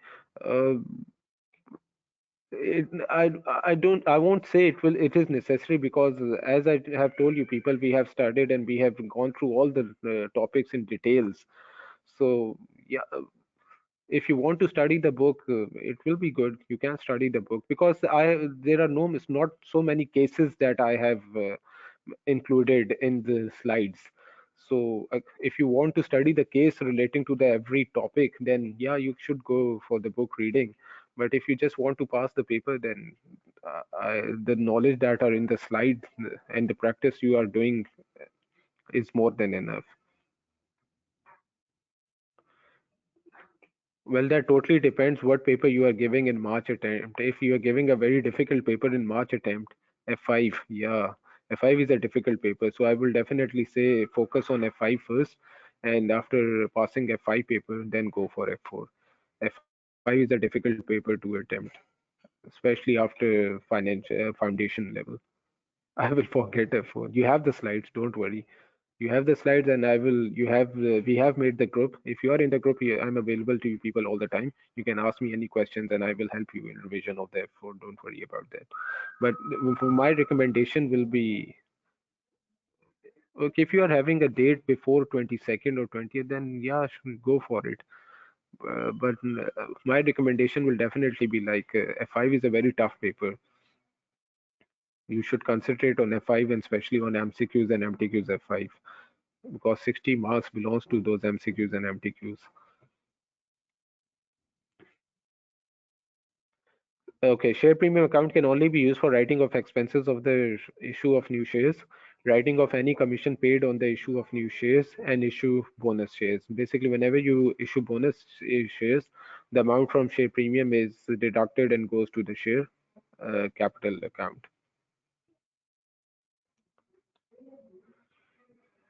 Coming to the next question, which of the following is true regarding the power of directors to allot shares?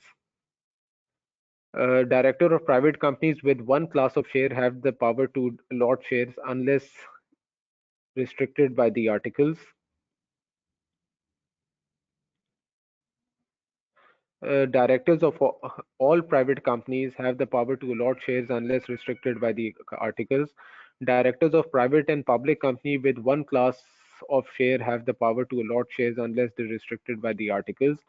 Directors of all private and public companies have the power to allot shares unless restricted by the articles. So basically, the correct option is A option. Directors of private company with one class of shares have the power to allot shares unless restricted by the articles.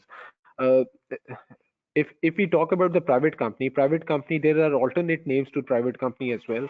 Private company is also known as family owned business or family owned companies because in private company the shareholders and directors they both are the same parties. So the shareholder of the company is the director of the company as well, and he is also controlling the company as well. So even if a director of a private company with one class of share have the power to allot shares unless restricted by the articles, this is the correct option.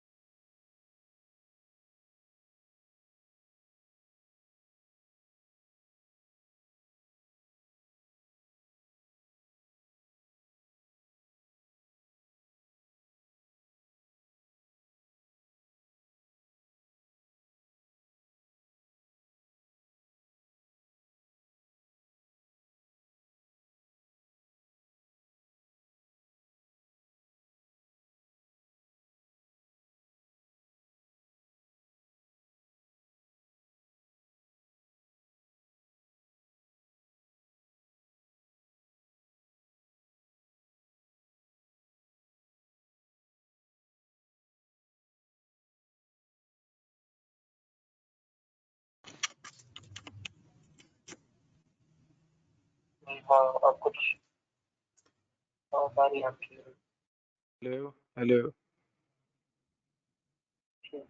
आप ठीक है? चल।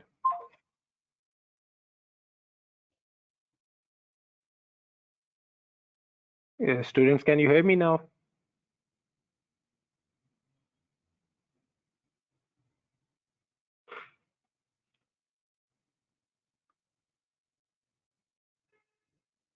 Okay, good. Okay, we were on the question, uh, which of the following statements regarding payment for share is correct?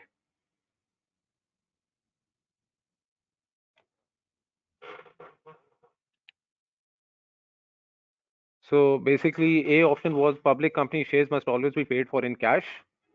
It's not compulsory. Public company shares must not always be paid for in cash. They can be contingent consideration, or they can be other considerations as well. At the time of allotment, a public company must receive a payment of at least 50% of the nominal value of shares. There's no hard and fast rule about it as well. Basically, the amount of shares you have paid for will be the paid up capital, and the amount of shares you have not paid for will be the unpaid capital. Similarly, a private company may allot shares for inadequate consideration by accepting goods or services at an overvalue. So yeah, this is a correct option. Private company can allot their shares for inadequate consideration. You people should remember that the payment of shares is not done only through cash consideration. They can only be paid through non-cash consideration as well. That can be in form of goods and services. In future, you will be studying about that the shares are even allotted to employees for their services, and share employment, basically there is standard about it, employment benefits, in which the shares can be allotted for the non-cash consideration as well. So basically, a private company may allot their shares for inadequate consideration by accepting goods or services at an overvalue. This is the correct option. C option will be the correct. So the company has the option whether they want to issue the shares at cash consideration or non-cash consideration. But about consideration, we have studied that the consideration needs to be sufficient. It does not have to be adequate. So you can issue the shares for inadequate consideration as well, until and unless it is till it is sufficient. Coming to the next question, which two of the following are valid use of share premium account? So basically, to issue fully paid shares under a bonus issue, yes, share premium is used to for the bonus issue. To pay issue cost and expense in respect of new share issue, yes, to basically to pay expenses of new share issue as well. So A and B are correct option for this.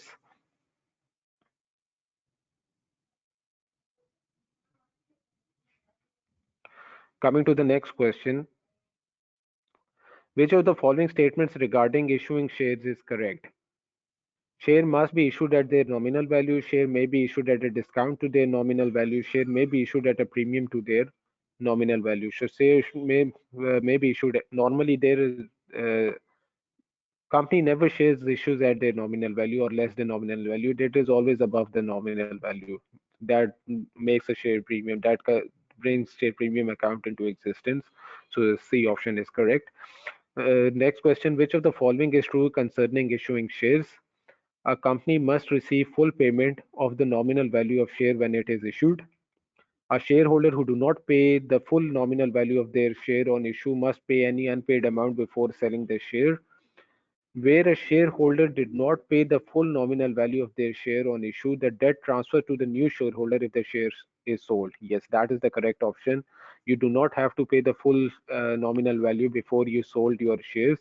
If you sell your shares, the remaining of the nominal value amount that you have not paid will be transferred to the new shareholders.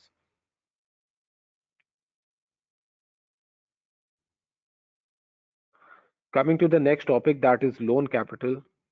Loan capital is basically all about non-current liabilities.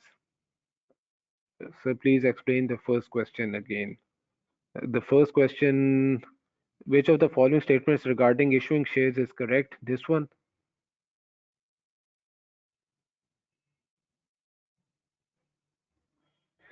Uh, Shares must be issued at their nominal value. A option, share may be issued at discount to their nominal value. We have read this before that shares can never be issued at less than their nominal value. They should always be issued at more than nominal value.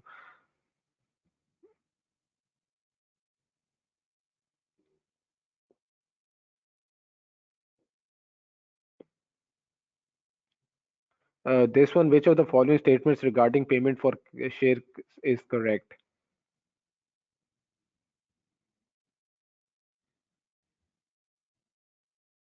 Uh, So basically, you have to identify the statement that is correct about the shares payment.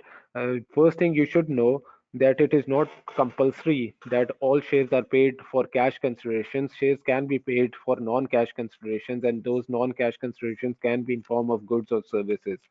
So you can tell the shareholder to not to pay you any cash for these shares, just to provide you services for equivalent to the value of these shares or less than equivalent to the value of the shares for year or less for what time that you have contracted with them.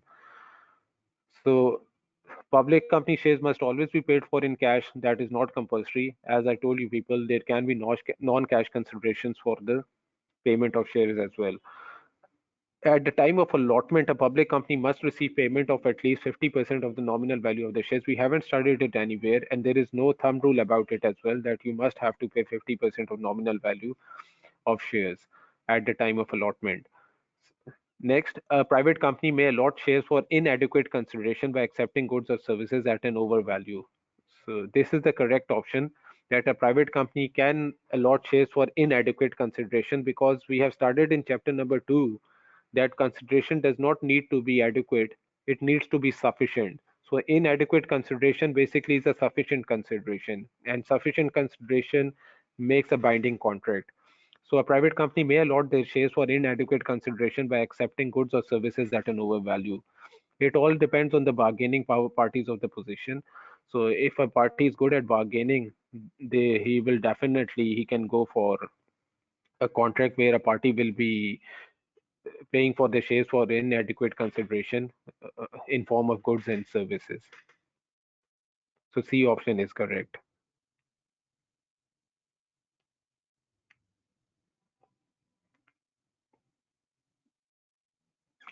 Okay, coming to the loan capital. In loan capital, we will be studying about all the sources of loan, that is basically non-current liabilities or loans, basically debts, anything that causes the debts to increase of the company. So loan capital comprises all the longer term borrowings of a company, such as permanent overdrafts at the bank, unsecured loans either from a bank or other party, loans secured on assets either from a bank or other party. Companies often issues long-term loans in the form of debentures. Basically, the terminology that is issued for long-term loans is oftenly used as debentures as well. So whenever you listen to the word debenture, always remember that this is the terminology that is being used for long-term loans. So a debenture is a document issued by a company containing an acknowledgement of its indebtedness, whether charged on the company assets or not. So basically, debenture is a document in which it is detailed that we have taken this amount of loan, we will be paying this amount of interest on the loan, and whether we have placed a security against the loan or not. Basically, the security against the loan is a charge. We will be talking about the charge in the next slide, but for now, what is a charge? It is basically a security against the loan. If you go to a bank and you take a loan from them, if you go to a bank and you take a loan from them and they ask you for security in return, then basically you will tell them that okay, you can keep the documents of my home or the legal documents of my home. So that will be the charge. This is basically known as charge. So if a company takes a loan from a bank and against the loan they give the bank to any asset or basically charge of the asset, files of the asset, that is basically a charge. There are three main types of debenture. A single debenture, example, a company obtains a secured loan or overdraft facility. Basically, when you have taken a single loan from the bank, either it's a long-term loan, either it's a secured loan, basically there is a security against it, or it's an overdraft facility. So basically, if you are taking only an overdraft facility from a single bank, then it is a single debenture. Or you are taking just a long secured loan from a single bank, then it's a single debenture. So a single type of loan that is taken from a single bank is basically a single debenture. Debentures issued as a series and usually registered.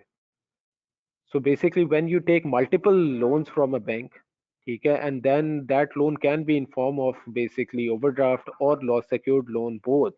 That is basically debentures issued as a series or usually registered.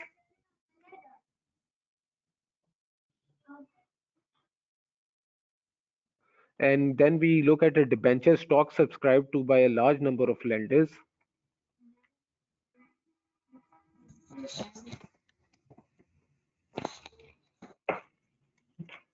Nor पैसे ला दे चांद वाखला. And similarly, debenture stock subscribed by a large number of lenders. So basically, if there are if you have taken a debenture or you have given a debenture to a long, if you have taken the loan from multiple banks, then that is the basically debenture stock subscribed to by a large number of lenders. So if you have taken a single type of loan from a single bank, that is a single debenture. It might be in form of overdraft or secured loan. Or if you have taken a series of loans from a single bank, then this is a debenture issued as a series and usually registered. And if you have taken the loan from multiple lenders, ठीक है, or it can be multiple banks, then that is basically debenture stock subscribed by a large number of lenders.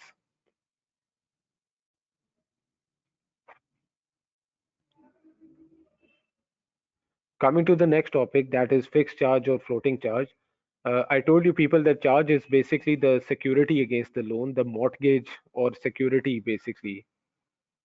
The first two are from a single bank. Yeah, if you have taken a single, if you are taking a only over a single, if you have taken a single overdraft from a bank or a single long term from a bank, then it is a single debenture. If you have taken a series of overdrafts from a bank or series of long term loans from a bank, then this is basically debenture issued as a series. And if you have taken loan from different banks, different lenders, not only banks, different lenders as well, then that is debenture stock subscribed to by a large number of lenders.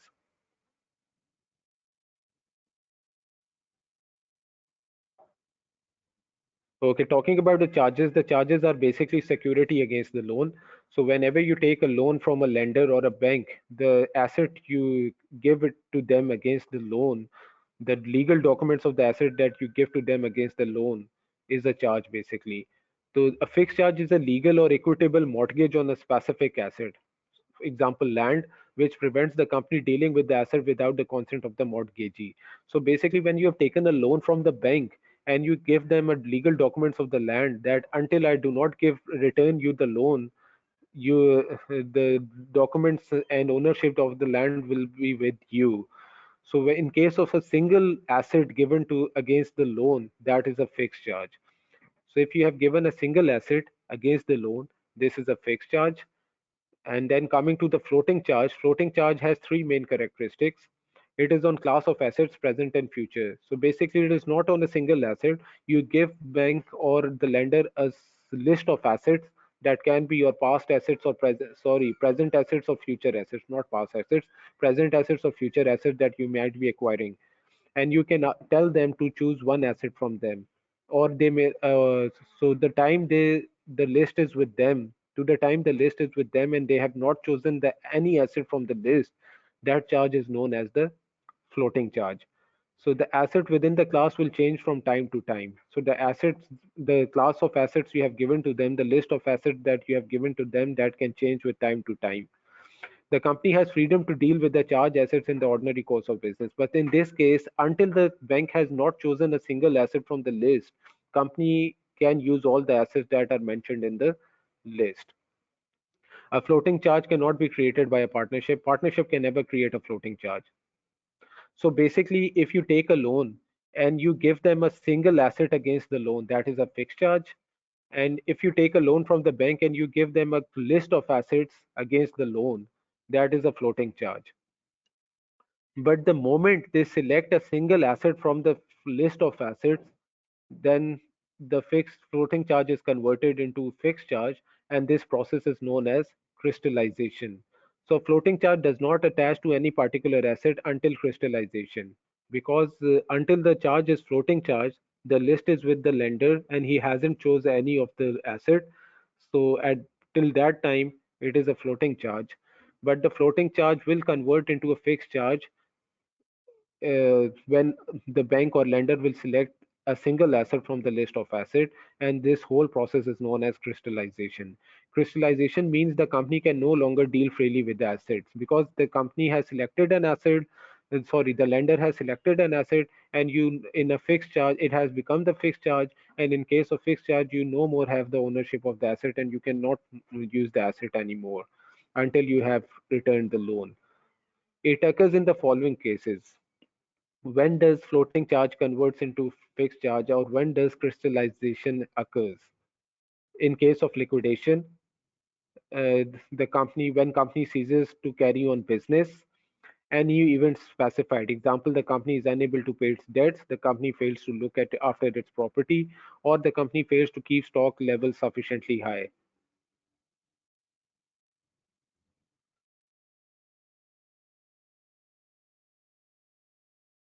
That's why office building can never be given as a mortgage, because you have to use it anyhow because in while running the business.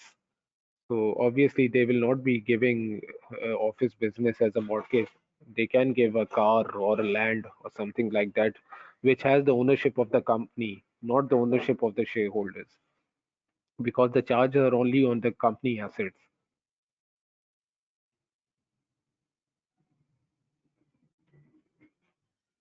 Priority of charges. Basically, which charge is given priority and which charges are not given priority. Equal charges. What is an equal charge? For example, if you have taken a loan of 50,000 from a bank, and the asset you have given to the bank as a charge, the value of that asset is also 50,000. That charge is known as equal charge. And equal charge is always given the priority. Then there is a fixed charge has priority over floating charge, and unregistered registrable charge has no priority over a registered charge. So whenever you there is a charge on an asset, it must be registered. If a charge is not registered, then basically it does not have any priority. A charge holder can prohibit the creation of a later charge with priority, but the prohibition is only effective if subsequent charge has notice of the prohibition as well as the charge.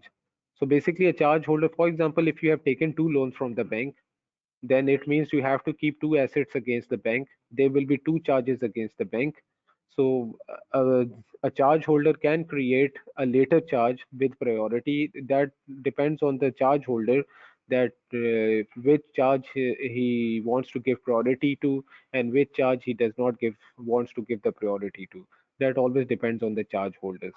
But it is always in the case of multiple charges or multiple loans taken or from a bank or a lender. Registration, how a charge is registered. Registration can be undertaken within 21 days by the company or by the charge holder. So registration of the charge should be done by the company or by the charge holder. And where the charge is registered, it is always registered to the registrar in the company house, registrar of the company in the company house. If there are multiple charges, basically, a charge holder is a person who has the charge of any asset. So basically, if you have taken multiple loans from a bank, if you have taken two loans from a bank, and on both of the loans you have given them a mortgage or you have given them an asset, so basically they have two charges over you.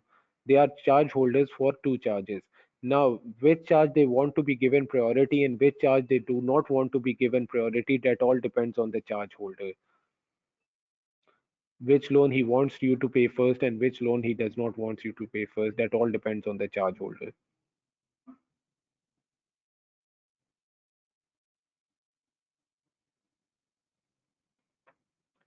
Okay, coming to the question, which of the following is true regarding to borrowing cost of companies? All companies registered under Companies Act 2006 have an implied power to borrow. Yes, all companies which are registered, they can borrow. They can borrow the money. They have an implied power that they can borrow the money. So basically, A option is correct. All the companies which are registered, they can borrow the money. Next question. In relation to the debentures issued as a series, which of the following describes the term pari passu?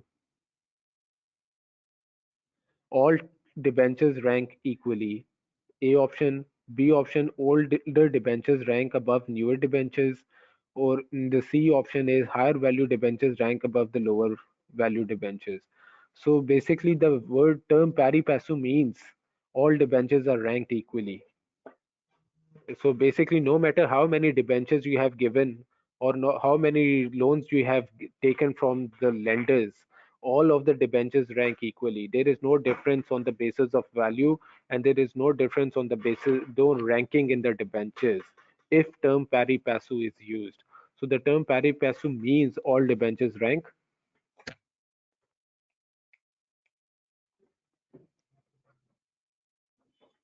equally.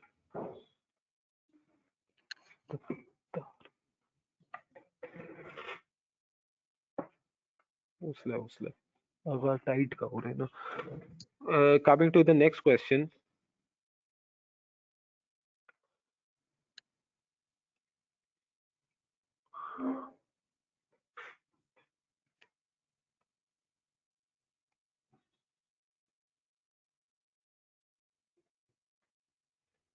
Which of the following differences between share capital and debenture is correct? Basically, we have to tell what is the difference between share capital and debenture. Dividend payments on shares is tax deductible. Interest payments on debentures is not tax deductible. Basically, it is not correct. Both the payments are tax deductible. Sorry, uh, payment after interest and tax. Payment before profit before interest and tax. Profit after interest and tax. So the basically the payment that is done to the interest share debenture holders are basically tax deductible because you from income statement you have studied that there is a profit before interest and tax and there is profit after interest and tax. So the debentures are dividends are paid from profit after interest and tax, and interest is paid from profit before interest and tax. B option, interest payments on debentures is mandatory. Dividend payments on share is discretionary. This is the correct option. The payments on interest is mandatory. Company has to pay interest on debentures. Payments depends on their discretion. Basically, if they have got the profit, is incorrect. Yeah, is incorrect. B option is correct. Interest payments on debenture is mandatory. Dividend payments on share is discretionary. Discretionary because if the shares are preference shares, then it is mandatory. If shares are not preference shares, then it is discretionary because it depends on profits. Coming to the next question, which of the following charges on the same asset of all which have been properly registered have the highest priority? Assume all charge holders are unaware of the other charges. So basically, you have to prioritize why interest is not tax deductible. If you have started the income statement in financial accounting, profit interest is deducted in expense before the tax is paid because for the operating profit is basically profit before interest and tax. So the first you have to deduct interest and then the tax is paid.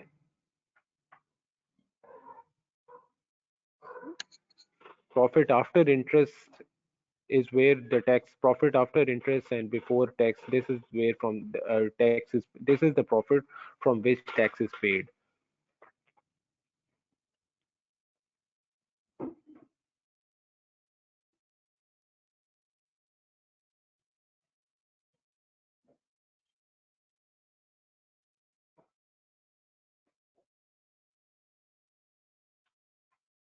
So basically, the dividend payments are tax deductible, and the payments on debentures are also tax deductible. They both are tax deductible. Sorry, debentures payments on interest are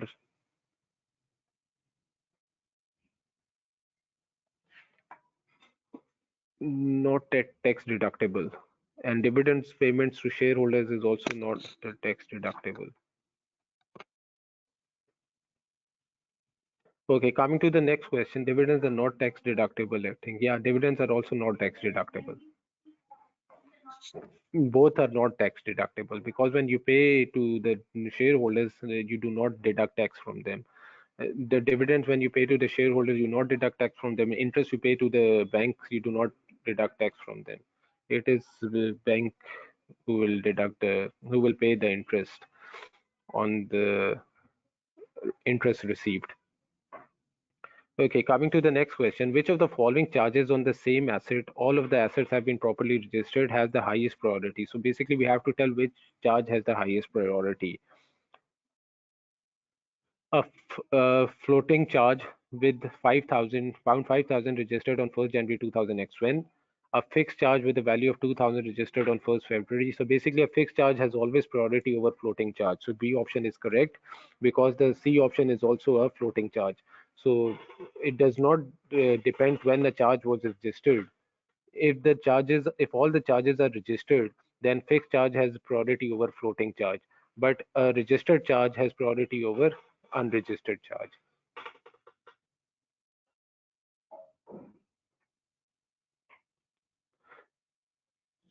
Coming to the next question, which of the following events will cause a floating charge to crystallize? So basically, in which events crystallization happens? Resignation of the finance director? No. The chargee appointing a receiver? Yes. So basically, a charging appointing a receiver means in case of liquidation. Basically, receiver is a person who liquidates, who performs the liquidation. So B is the correct option, the chargee appointing a receiver. We will study this in the liquidation chapter. Receiver is a person who is appointed to liquidate the company. So when the company goes into liquidation, all floating charges are crystallized and they are converted to fixed charge. So basically, B option is correct. Next question: how many days after creation must a charge be registered in order for it to be valid and enforceable? So basically, it was 21 days. A charge has to be registered within 21 days. C option. That is correct. Coming to the next question. Which of the following is true concerning late registration of a company charge? A charge may not be registered late. A charge can be registered late, but it will not have priority over registered charges. A charge may be registered late, but only if the permission of registrar of the company is obtained. No, it is not mandatory. The permission of registrar is not mandatory. A charge may be registered late if it does not prejudice the creditors or shareholders of the company. Yes, this option is correct. You can register the charge late, but it should not affect the.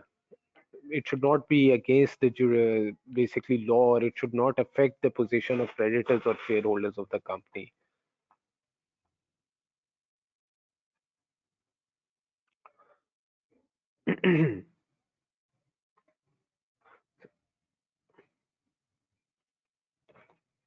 Coming to the last question, which of the following statements regarding the difference between loan capital and share capital is correct? So basically, we have to find the difference between the share capital and the loan capital.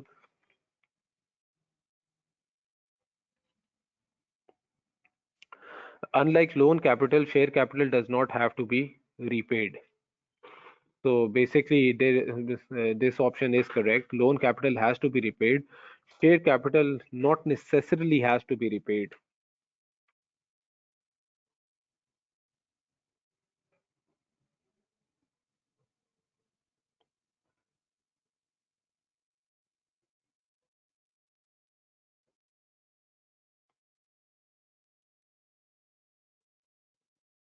Okay. This was basically chapter number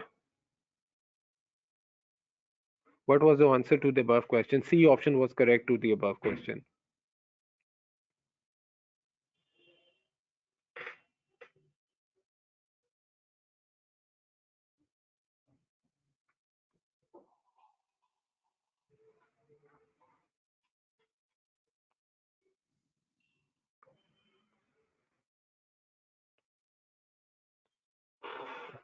Basically, you cannot register a charge late if it harms. Prejudice means harms the creditors or shareholders of the company.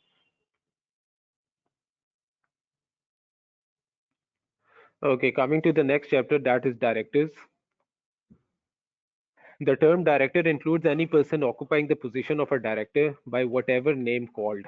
So basically, there is no statutory definition of director. Any person can be a director of a company. He is acquiring the position of the if he acquires the position of the directors.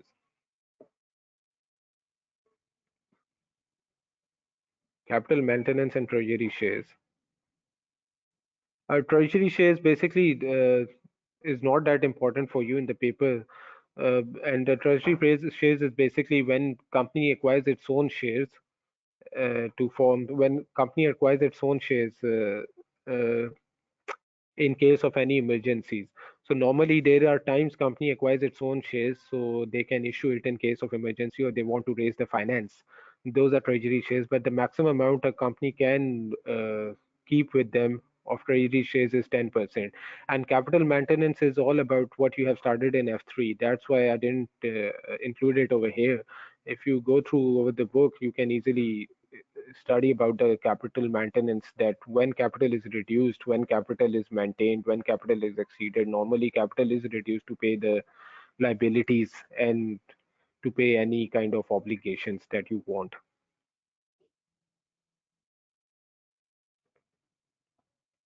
So basically you can go through these topics.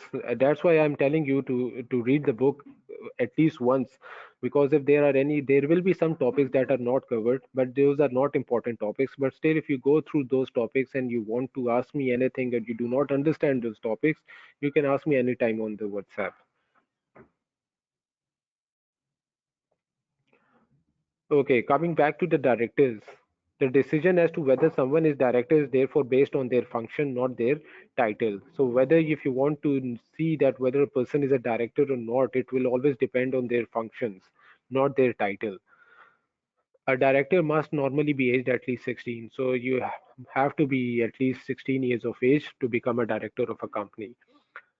There are two types of director. One is de jure director and the other is de facto director. The person who is formally and legally appointed or elected as a director in accordance with the Articles of Association of the company and gives written consent to hold the office of a director. So basically, any person who is appointed according to the Articles of Association of the company and any person who gives a written consent that I will be holding the office of the director is basically a de jure director. On the other hand, there is a de facto director. Who is a de facto director? A person who is not a de jure director but performs the acts of or directors or duties of a director. Normally, de facto director is that person who holds the office of a director temporarily or for some time or until the new director has come to the organization. He's a de facto director. Or any person who is not a director but still uh, does all the functions or all the work that normally are of directors is also a de facto director. So any person who is not technically a director but according to whose directions and instructions other directors and employees are accustomed to act is legally deemed to be a de facto director. So any person who is not elected according to the articles of the company and who does not give a consent to hold the office of a director but still his actions are normally the same as of directors, that person is a de facto director. If you look at the types of director, the first one is managing director, also known as chief executive officer. So a director appointed to carry out overall day-to-day management operations. Managing director or chief executive officer is a person who is actively involved in daily operations of the company. The model articles allow the directors to delegate to the MD CEO any powers they see it fit. So basically, according to articles, any power can be delegated to managing director and chief executive officer. The managing director and chief executive officer has a dual role. They are member of the board and also executive officer. So basically, they are effectively running operations of the company, and at the same time, they are member of the board of directors as well. The MD, CEO, Managing Director, Chief Executive Officer has the apparent authority to enter into all contracts of a commercial nature. So basically, Managing Director and Chief Executive Officer are agents of the company, and any person who is agent of the company can enter principal into a contract. So basically, Managing Director and Chief Executive Officer have the authority, apparent authority to enter company into the contracts of any commercial nature. Coming to the next option, that is next type, that is shadow director. A person in accordance with whose directions or instructions the director of a company are accustomed to act. As discussed earlier, this means that this person functions rather than their title and defines them as a director. So basically, this is a de facto director. You can say that he does not hold the office of a director, but all the directors and employees are accustomed to act on his actions. So basically,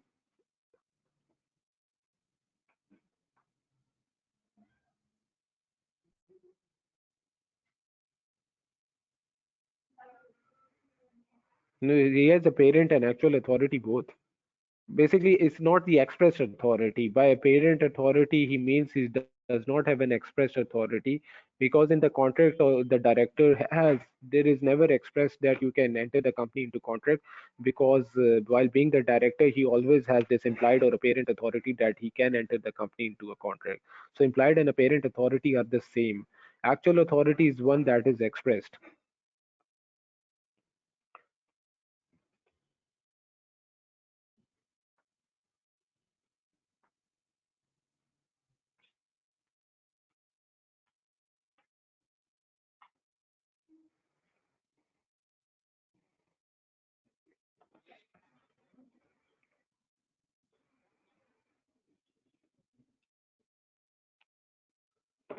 Okay. So basically, shadow director. We read about the shadow director, and the rules of the company laws are equally applicable to the shadow directors, or not a shadow director if advice is given only in professional capacity. So basically, a person is not a shadow director if he gives the advice is in his professional capacity, that is an accountant or a lawyer. So basically, the shadow director, in easy words, is a de facto director.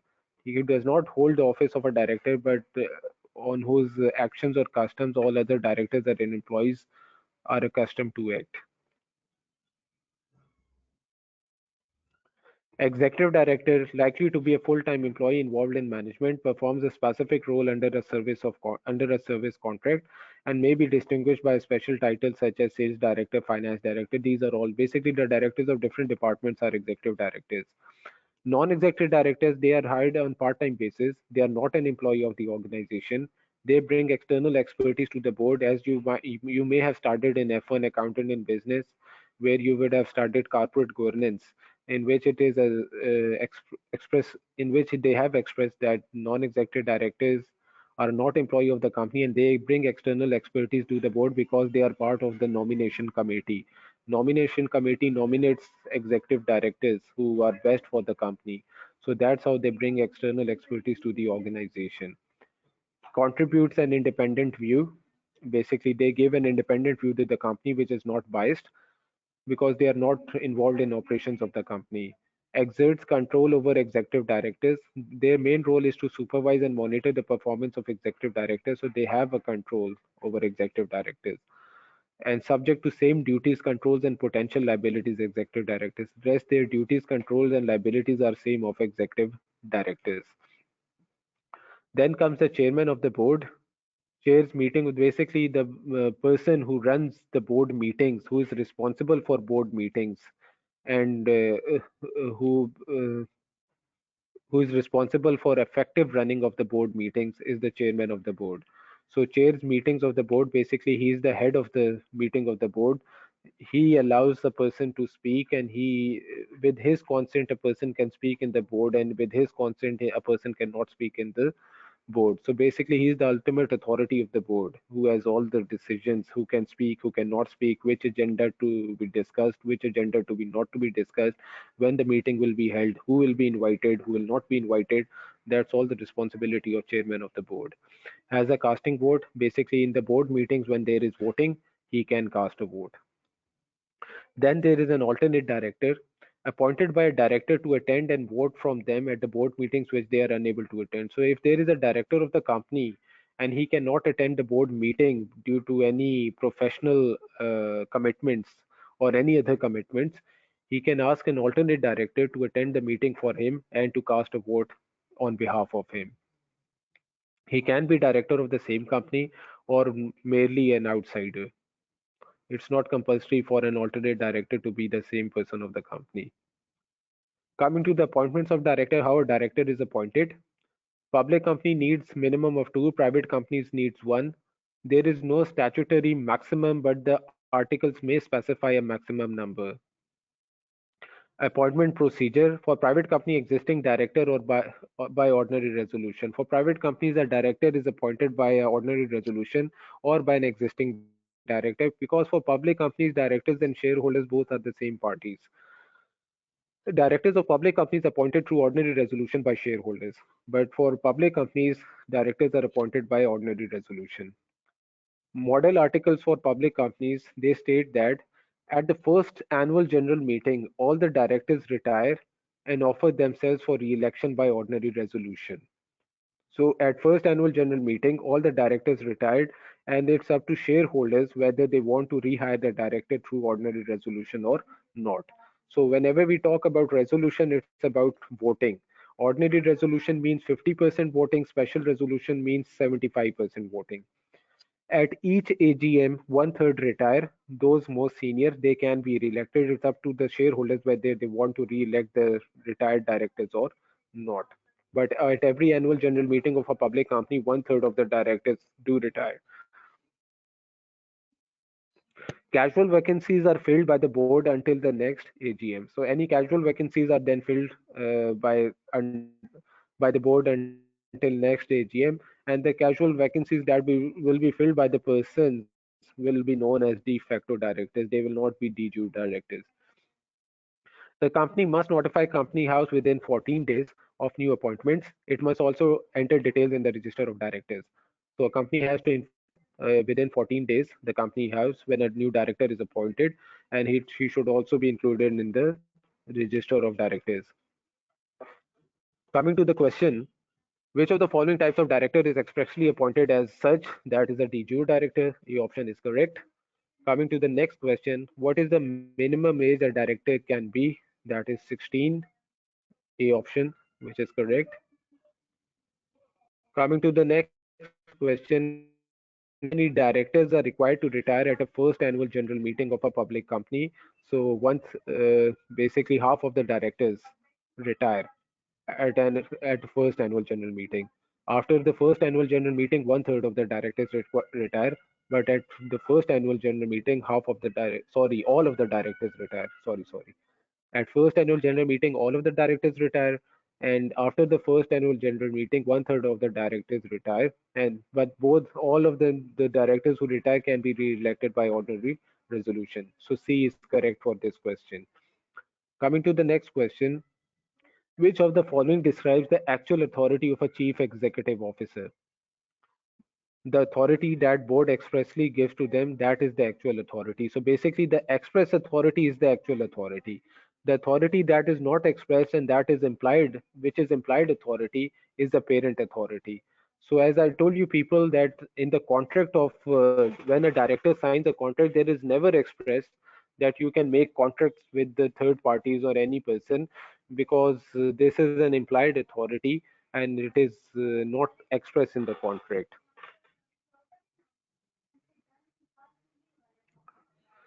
Coming to the next question, the power of company's director are defined in which company document? So the power of company's directors are defined in Articles of Association. We started in chapter number 7. Coming to the next question, to which of the following does the director owe their statutory duties? So the directors always owe their statutory duty to the members. The members, by members we mean to the shareholders, because shareholders appoint the directors. So director owe their responsibility and duty to the shareholders. Which of the following types of director is not validly appointed but is held out by the company to be a director? That is a de facto director. B option. Which of the following is a characteristic of a non-executive director? A. They are individuals that are held out by the company to be directors. No, they are de facto directors. Non-director executive directors are basically appointed by legally appointed by the company. B option. They are not involved in day-to-day running of the business. Yes, they are not involved into running of the business. Yeah, it can be a shadow director. If the de facto director option was not given, you should have selected the shadow director. But whenever de facto director is given, the option is given under the definition, you should always go for de facto director. This is the beauty of this paper. He may try to confuse you with the things, but you should always stick to the concepts. First, we started the de facto director concept, and then we came to the shadow director. So basically, you should always be going for the major concept, that is of de facto director.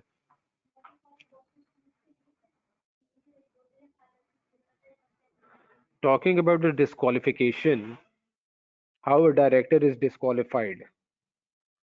So according to model articles, director must vacate their office if they become bankrupt. So if you are a director of the company and that company becomes bankrupt, if that company becomes insolvent or it goes into liquidation, the director must vacate their office. They are no more directors of the company, they are disqualified. Then there is a Director Disqualification Act 1986. It states that a disqualified director cannot be concerned in the management of a company directly or indirectly or act as a liquidator, receiver, or promoter. So basically, once a director is disqualified, he cannot participate in management of a company directly or indirectly, or act as a liquidator, receiver, or promoter.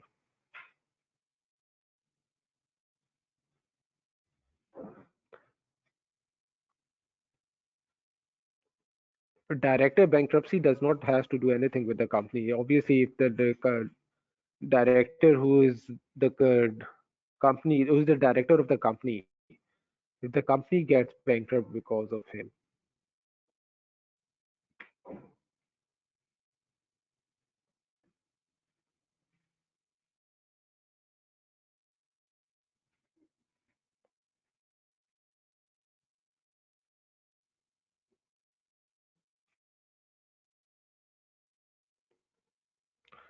Okay, coming to the next thing.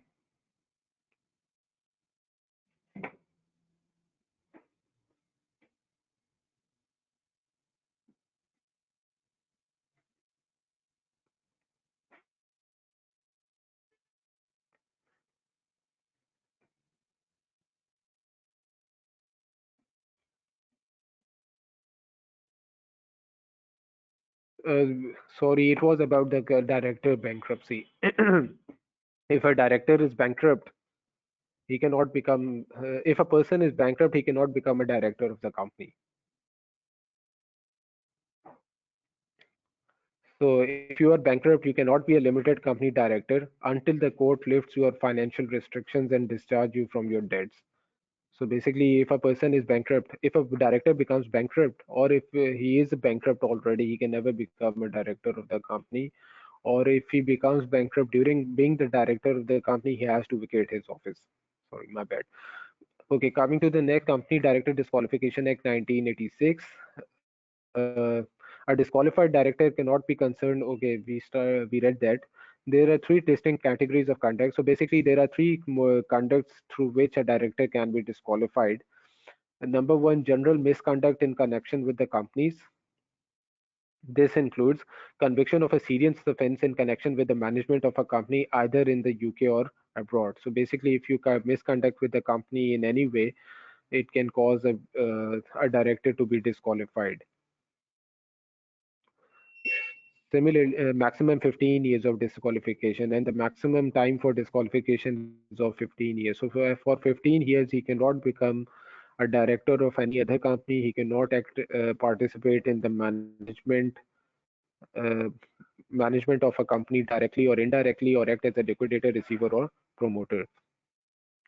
Persistent breaches, or if a director persistently breaches contracts or does not file returns to the registrar of the company, then there is a maximum 5 years of disqualification. Number two, disqualification for unfitness. This includes where an investigation by the Department for Business Innovation and Skills find the director unfit to be concerned in the management of the company, then he will be disqualified for unfitness. Where a liquidator reports find the director unfit to be concerned in the management of the company, then he is disqualified for minimum 2 years and maximum 15 years. That depends that how extensively liquidator reports states the unfitness of director. And number three, or other cases for disqualification, this includes participation in fraudulent or wrongful trading, maximum 15 years of disqualification. If director is involved in fraudulent trading, wrongful trading, that we will study in the last chapter, where an undischarged bankrupt has been acting as a director, where a director is bankrupt and he is still acting as a director of the company, because we have studied that if a director has become bankrupt, he cannot act as a director of the company. So this will also cause his disqualification according to the Company Director Disqualification Act, and where a person acts on behalf of a disqualified director. So basically, if a person is acting on behalf of, if a director is disqualified, but still he has that much influence over others to act on his command, so basically that director is also disqualified. Breach of disqualification order can result in a criminal offense. So basically, a director is disqualified and still he acts as a director of any other company. It means that it's a breach of disqualification order, and it is a criminal offense with punishment like fine and imprisonments along with personal liability for company debts. So basically, if a director is disqualified and he still acts as a director of a company, it means he has breached the disqualification order, and it is a criminal offense, in which case he can face punishments like fine and imprisonment. And during the disqualification, if he makes any contract of the companies with any person, he will be personally liable for those contracts.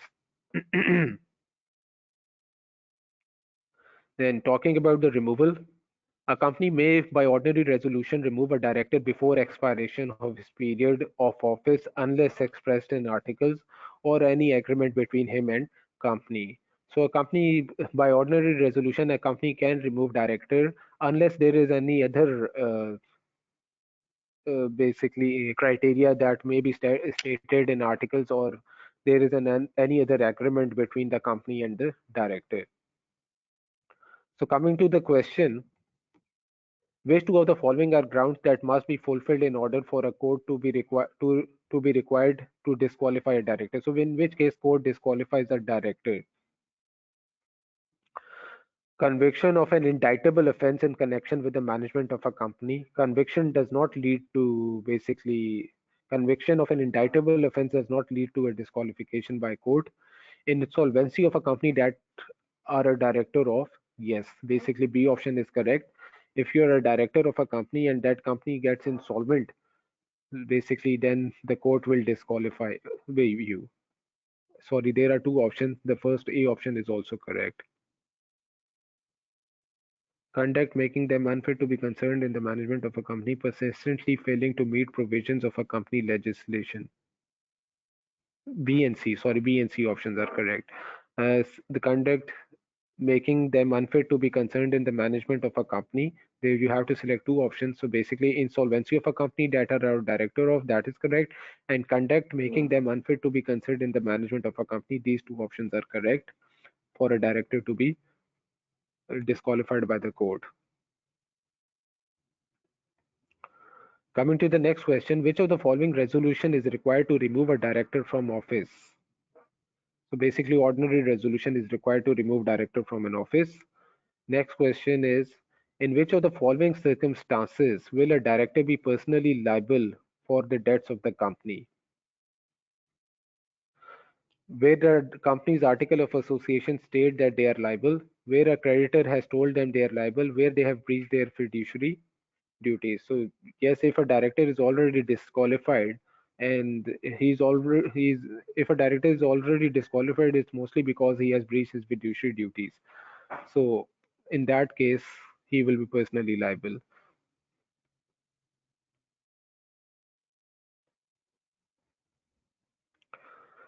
Coming to the duties of director,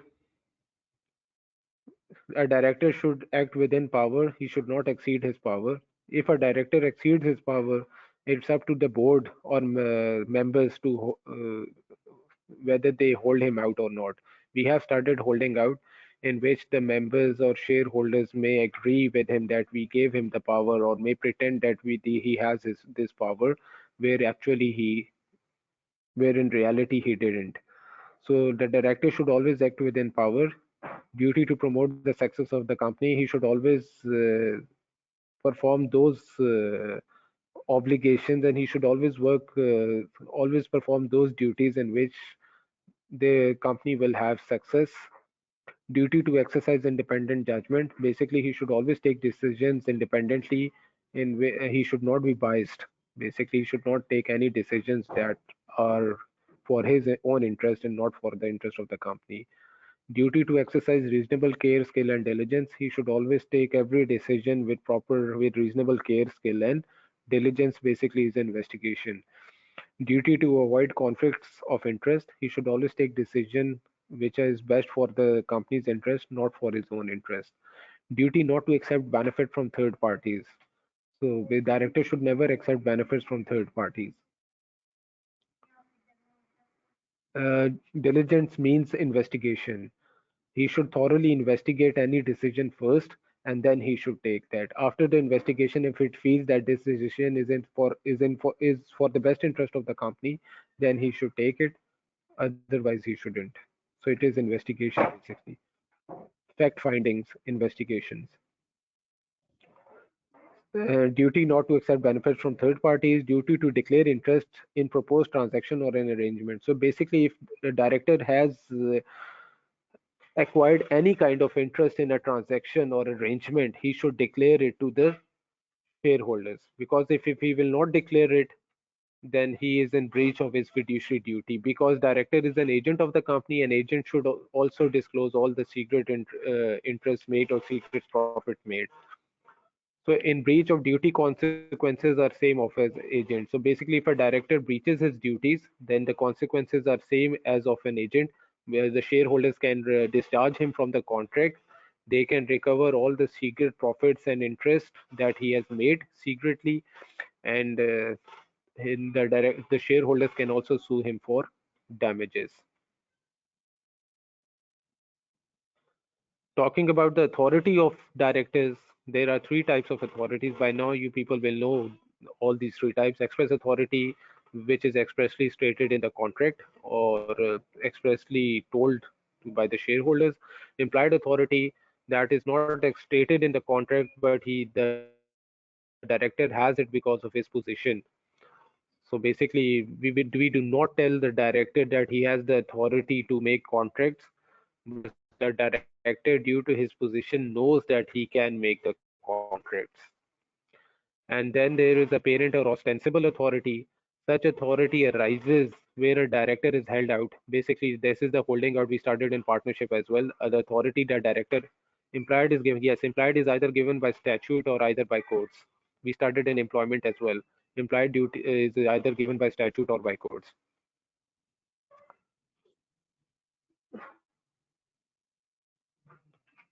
Okay, and a parent and ostensible authority is where a director does not has an authority, and he does something that is not in his authority, but later shareholders hold him out as having an authority. That is a parent and ostensible authority.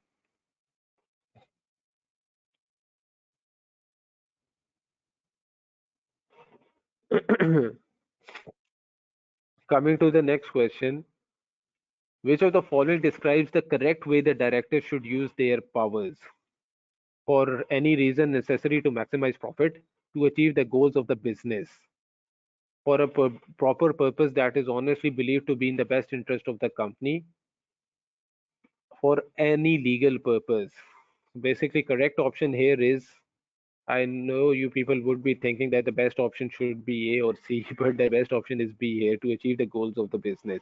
Director should always act in the best interest of the business.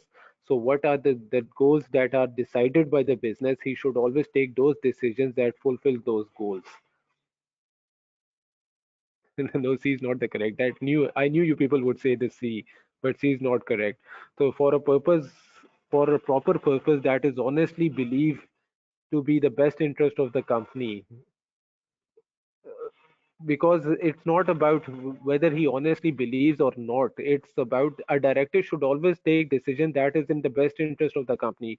Which are the decisions that are in the best interest of the company, which achieves goals of the business?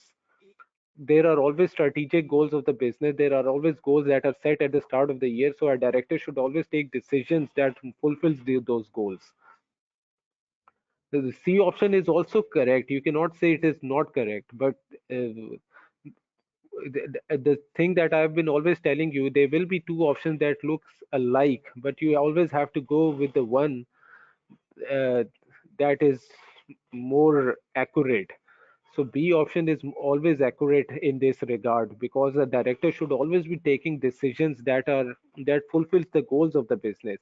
Because if the goals of the business are being fulfilled, it means director is taking all the decisions that are in the best interest of the business or a company.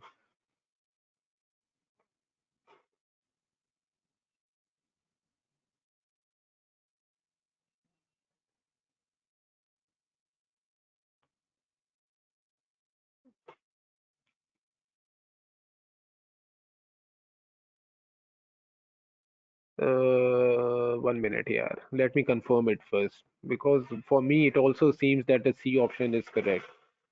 For a proper purpose that is honestly believed to be in the best interest of the company. So let me confirm it first, then we'll move forward. For the to achieve the goal of the business for a purpose.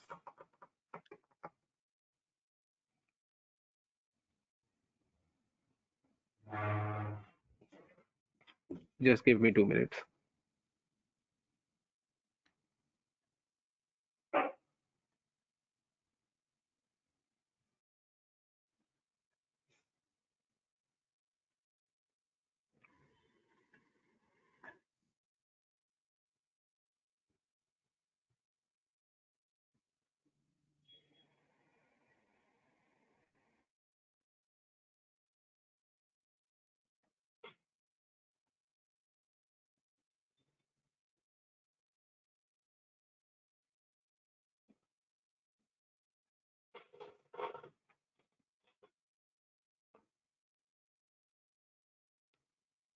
Yes, C option is correct. Yeah, C option is correct. For a purpose that is honestly believed to be in the best interest of the company. So directors should always take the decision that are in the best interest of the company. C option is correct. I was also basically confused. I also got in confused in that. Okay, coming to the next question. Which of the following statement concerning a director has acted outside this their authority is correct? The company may not subsequently ratify their actions. The member may ratify their actions, but an ordinary resolution is required. The member may ratify their actions, but a special resolution is required. The board of directors can ratify their actions on behalf of the members. Basically, ratification, we have started ratification where members exceed the authority of the directors. So members can exceed the authority of the directors, but it can only be done after ordinary resolution. So B option is correct. The member can ratify their actions, but an ordinary resolution is required. So members can increase the authority of directors, but for that we need ordinary resolution, not special resolution, ordinary resolution.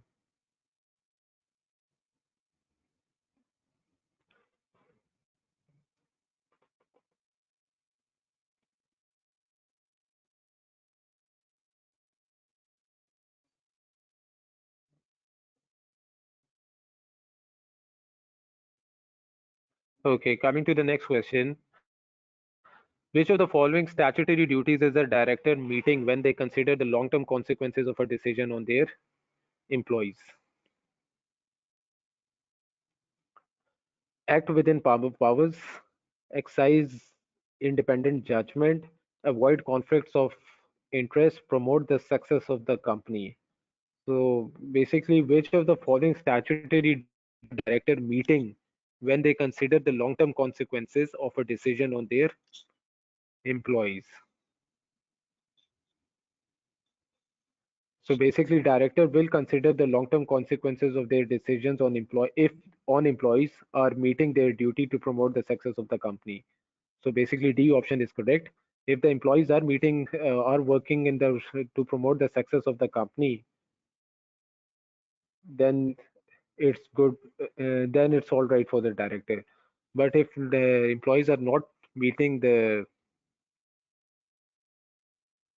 if employees are not working in to promote the success of the company, so basically then director have to take a long-term consequence decision.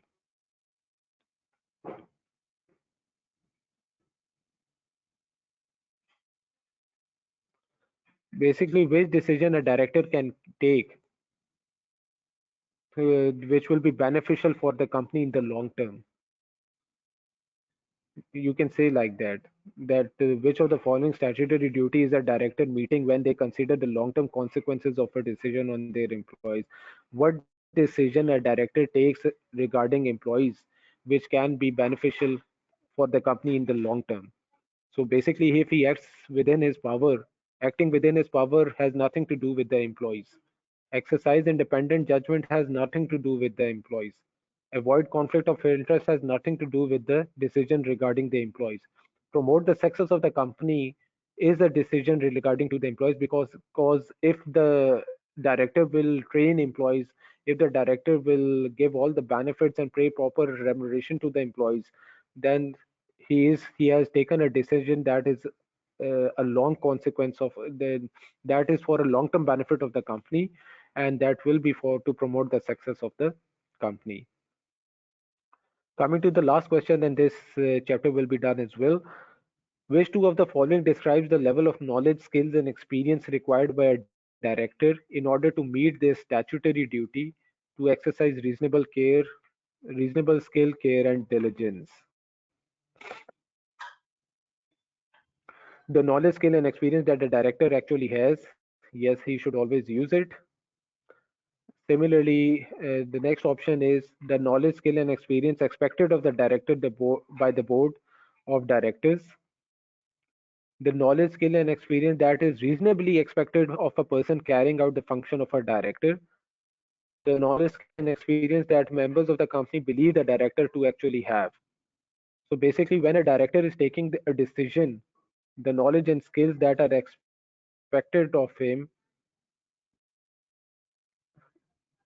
are which one? The knowledge and skill that he actually has, and the knowledge and skill that another person in his position, any reasonable person in his position would have. So A and C are the correct option.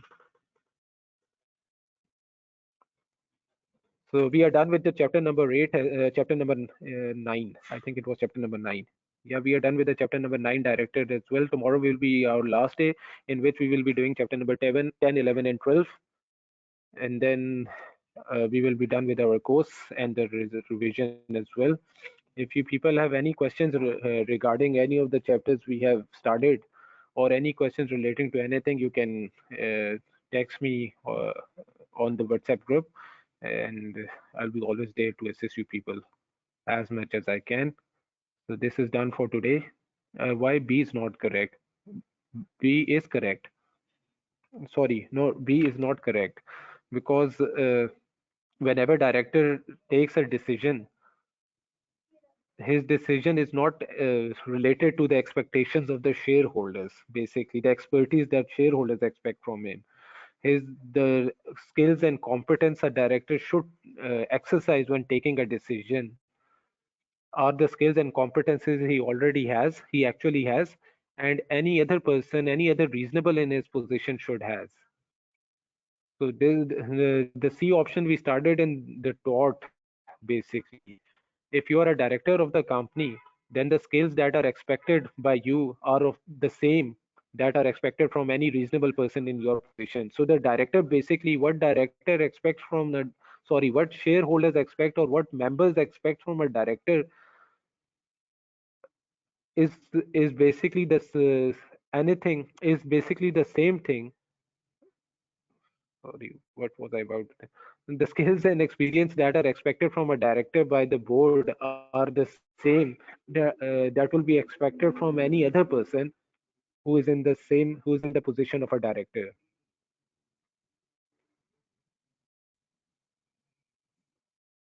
You will share these questions in WhatsApp group. The slides have already been shared. So if you are in the WhatsApp group, you can you can have access to these slides and all the questions we have attempted here.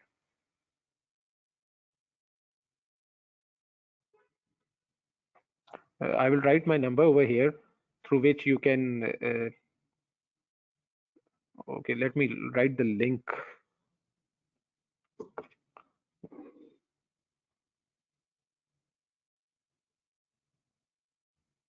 Okay, I will write my number here. You can text me on my WhatsApp, and I will share the link of WhatsApp group with you,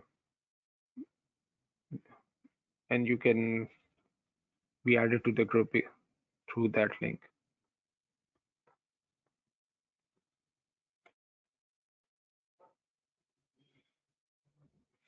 There you go. Okay, students, that's done for today. We will meet tomorrow, inshallah, with the last three chapters. And if you have any questions or any topics that you want to understand or discuss, you can always ask me in the WhatsApp group. Yeah, time is same from 11 a.m.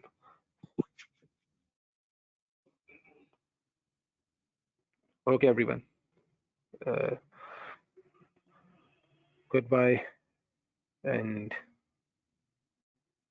stay safe, stay well.